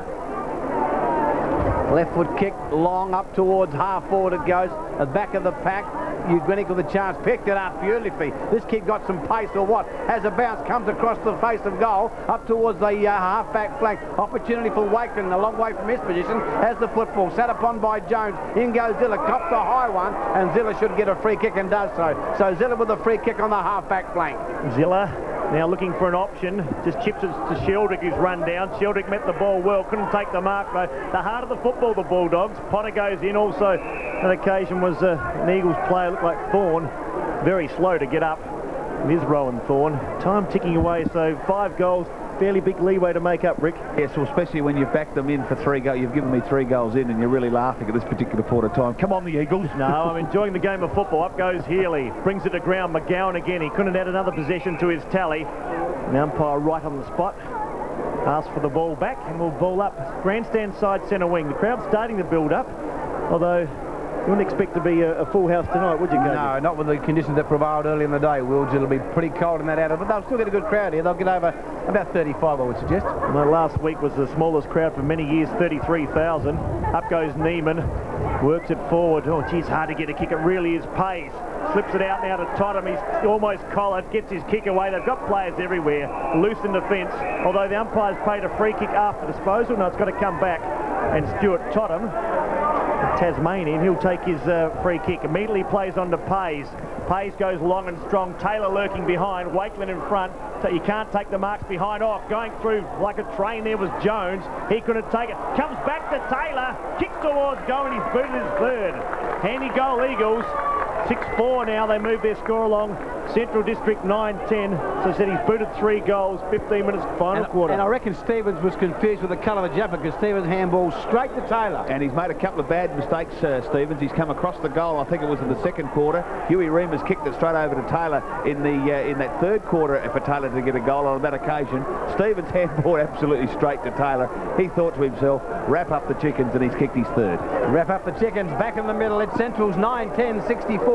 They lead by 24 points over the Eagles, 6-4-40, 15 minutes into the final term, and I would suggest those 24 points, I can't see the Eagles getting up in this game as the tap down by Arnold. Goes back towards Potter. Potter goes out wide, looking on that occasion for McGowan, didn't carry, goes towards Hannum. Hannum towards half forward, Jones, Harada off the ground and in fact out of bounds. And he's been a terrific player today, Brian Harada. Absolutely fantastic performance. Out of bounds, the throw-in will take place outside the 50. 24-point ball game. 16 minutes into the final term. The throw-in, Neiman, Arnold gets his hands to the footy. Ball to ground. Potter tries to take possession. Finally does so at the second attempt. Gets it to Stevens. He has a bit of the fumbles. Weed comes in. Was he pushed in the back? No, says the umpire. Zilla's working hard in there, but not hard enough to get the footy out.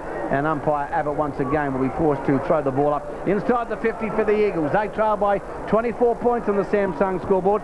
16 minutes in. Tap away into the pocket. Harada. Jones is in there.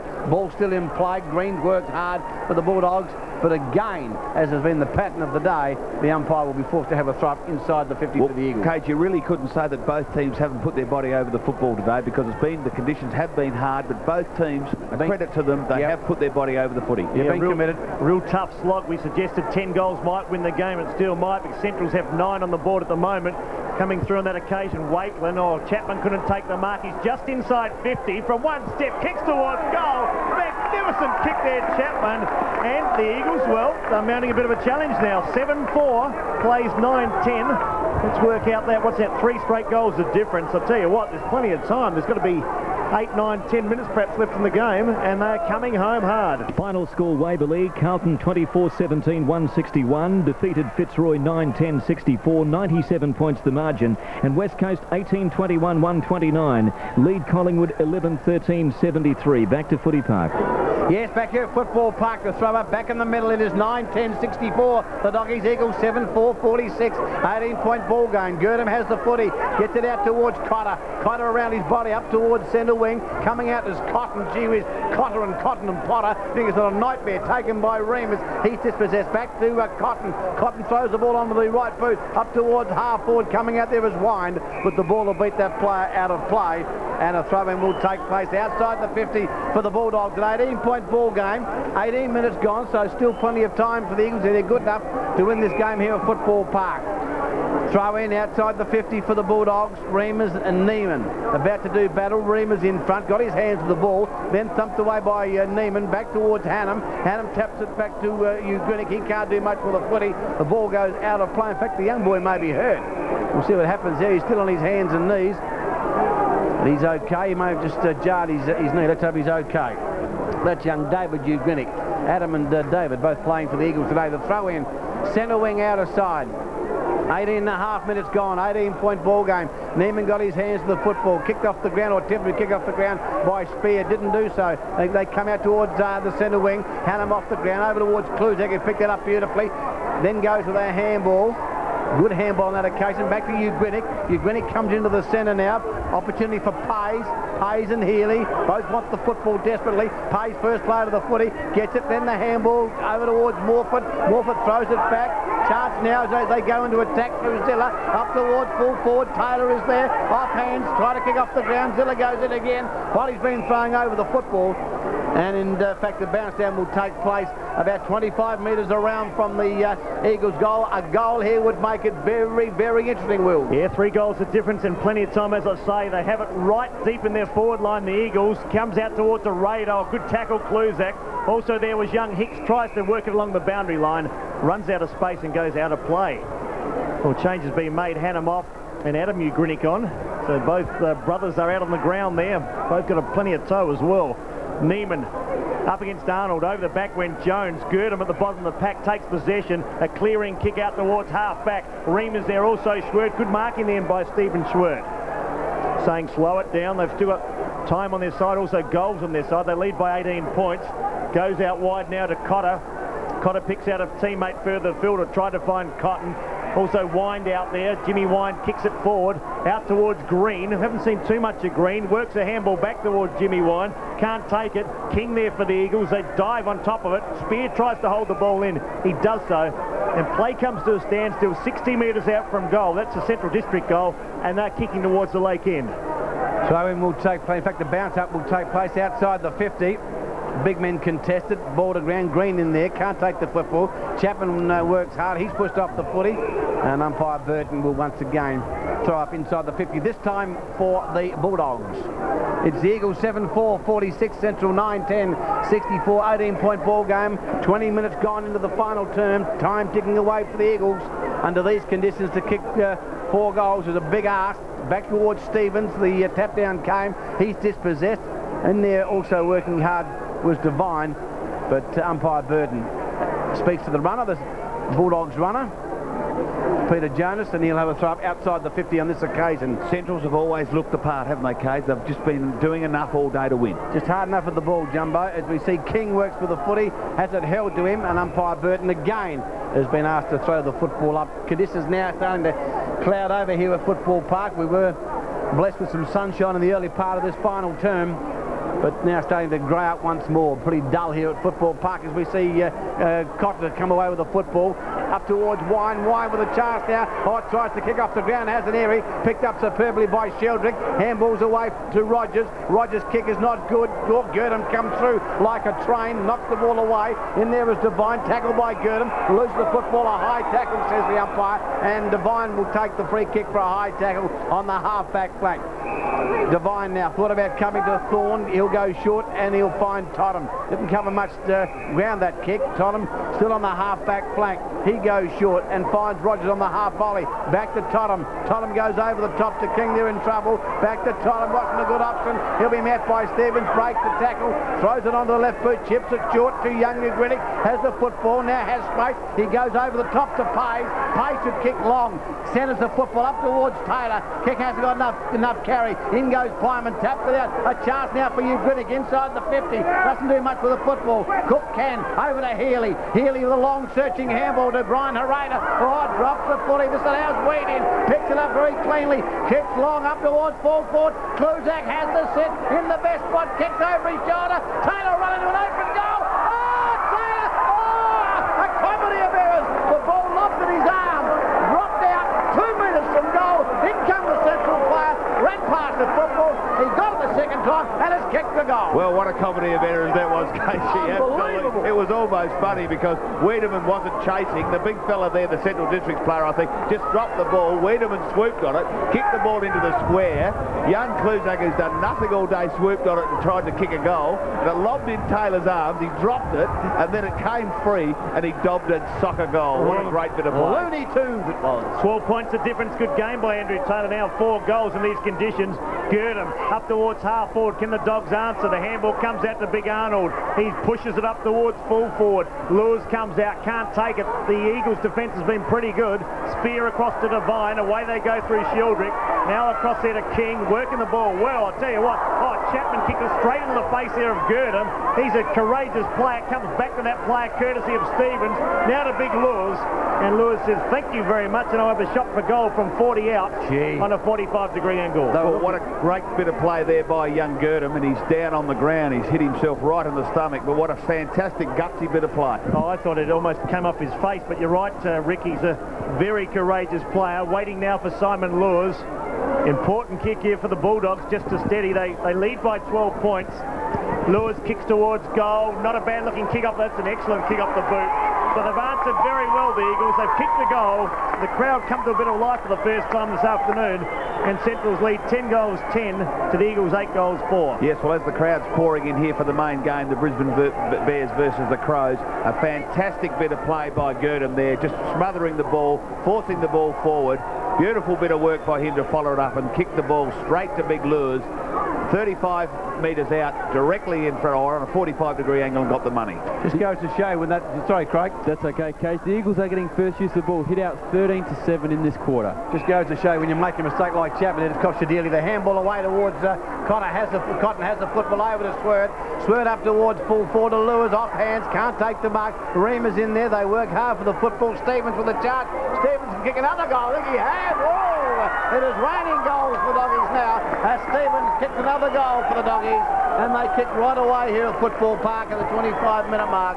Eagles 8-4-52. The Doggies now go to 11-10-76. So that would be the seal of Jumbo. Yes, it certainly was, Cage, and a great bit of work there by Stevens. He's moved from the half-back flank up to the forward pocket, and I thought it was all... I thought the Eagles were going to swoop in and kick a couple of goals and really make a game of it, but two quick goals by the Central side just goes to show you why they're up the top of the ladder and the Eagles are down the bottom. 24 points of difference. Play back in the centre, Neiman. Tried to find Thorne, couldn't do so. Jimmy Wine was desperate, went after the football. A chance for young Ugrinnick. That's Adam Ugrinnick. They go up the ground. Neiman and Thorne in pursuit. Sword also there for the Bulldogs. They have steadied the Bulldogs. They've kicked the last couple of goals into the breeze. And time is ticking away. 26 minutes almost gone, so almost full time in the curtain raiser. Central's lead 11-10, Eagles 8-4. Yes, 26 minutes gone. Been a good reply by the Bulldogs when the Eagles got within 12 points, taken by Cotter. Cotter around his body, back towards the centre wing it goes, coming out as Reemers. He goes without the football. Spear works hard for the Eagles, and the ball is forced out of play. Throw-in to take place, centre wing out of side as it starts to get rather gloomy here once again at Football Park. The Dogs will take top spot on the premiership ladder after this big win today. They'll take it away from the Redlegs, who held it momentarily. Wine goes without the football, then goes in again at the second attempt. Kicked off the ground, but a free kick has been picked out by the umpire. Who will take the free kick? Your guess is as good as mine. It was for kicking in danger, and it'll be taken by McGowan, who's holding his wrist. McGowan will take the free kick. Been a terrific performance by McGowan here today. 11-10 plays, 8-4 with the Doggies in front. Goes short and finds Healy. A beautiful balanced player has hit a long left foot kick. Almost 27 minutes gone. That's a good kick against his breeze here at Football Park. Up towards Reemers, takes the big strong grab, Huey Reemers. The winemaker from Orlando makes a good drop, he does.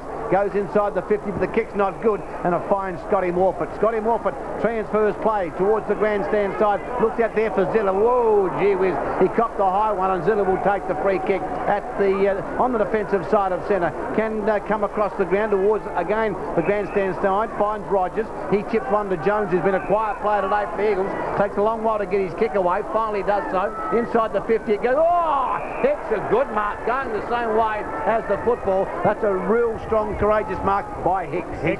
He's played fantastic today, young Hicks. He's stood right over the top of Kluzak. He's out-bodied him, he's out-marked him, and that was a sensational mark. Yeah, good game too by young Hicks. Was an excellent mark. Cook with the ball now, brings it grandstand side, centre wing. Remus can get a flight, the footy in front. Arnold almost took the mark.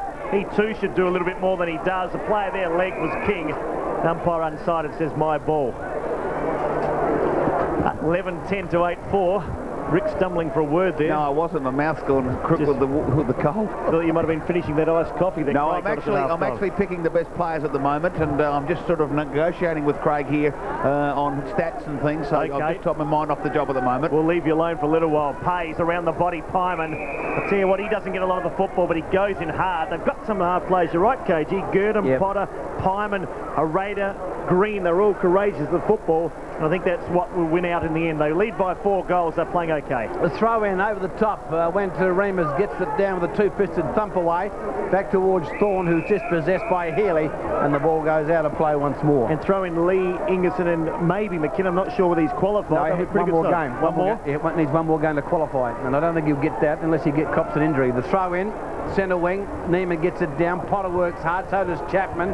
Conway in there, goes the way of Neiman again. The handball was high, wide and handsome. Coming out Pyman, with him is McGowan. Pyman did that very well, as a matter of fact. Gets it out towards Healy. In fact, it was Cotton. Up towards half forward it goes. King with an opportunity for the Eagles. Goes towards the safety line. Gurnham tapped it cleverly. Has the football outside the 50. Goes inside with a handball. Taken by Green. Good smother by Devine. Green goes in again. Tackled by Devine. The handball towards Stevens is a good one. Stevens up towards full foot. The back of the pack. A good mark has been taken on that occasion by Sheldrick. The handball away. Up towards Chapman. Chapman in turn to Ugrinik. He can run, I can tell you. A long kick up towards centre half forward. Taylor, good work by Wakeman. I thought he was bodied out of the way, but Wakeman did it cleverly. Goes short to Swirt. Swirt in the middle of the ground will put the Bulldogs into attack. Goes to the outer side and finds Wine. Wine can go wide, but that's the ball game. That's the ball game. Central's 11 goals, 10, 76. Defeated the Eagles 8-4-52, a margin of 24 points. And that win now puts the Bulldogs, as I said, on top of the premiership table. We'll come back with a summary right after the break.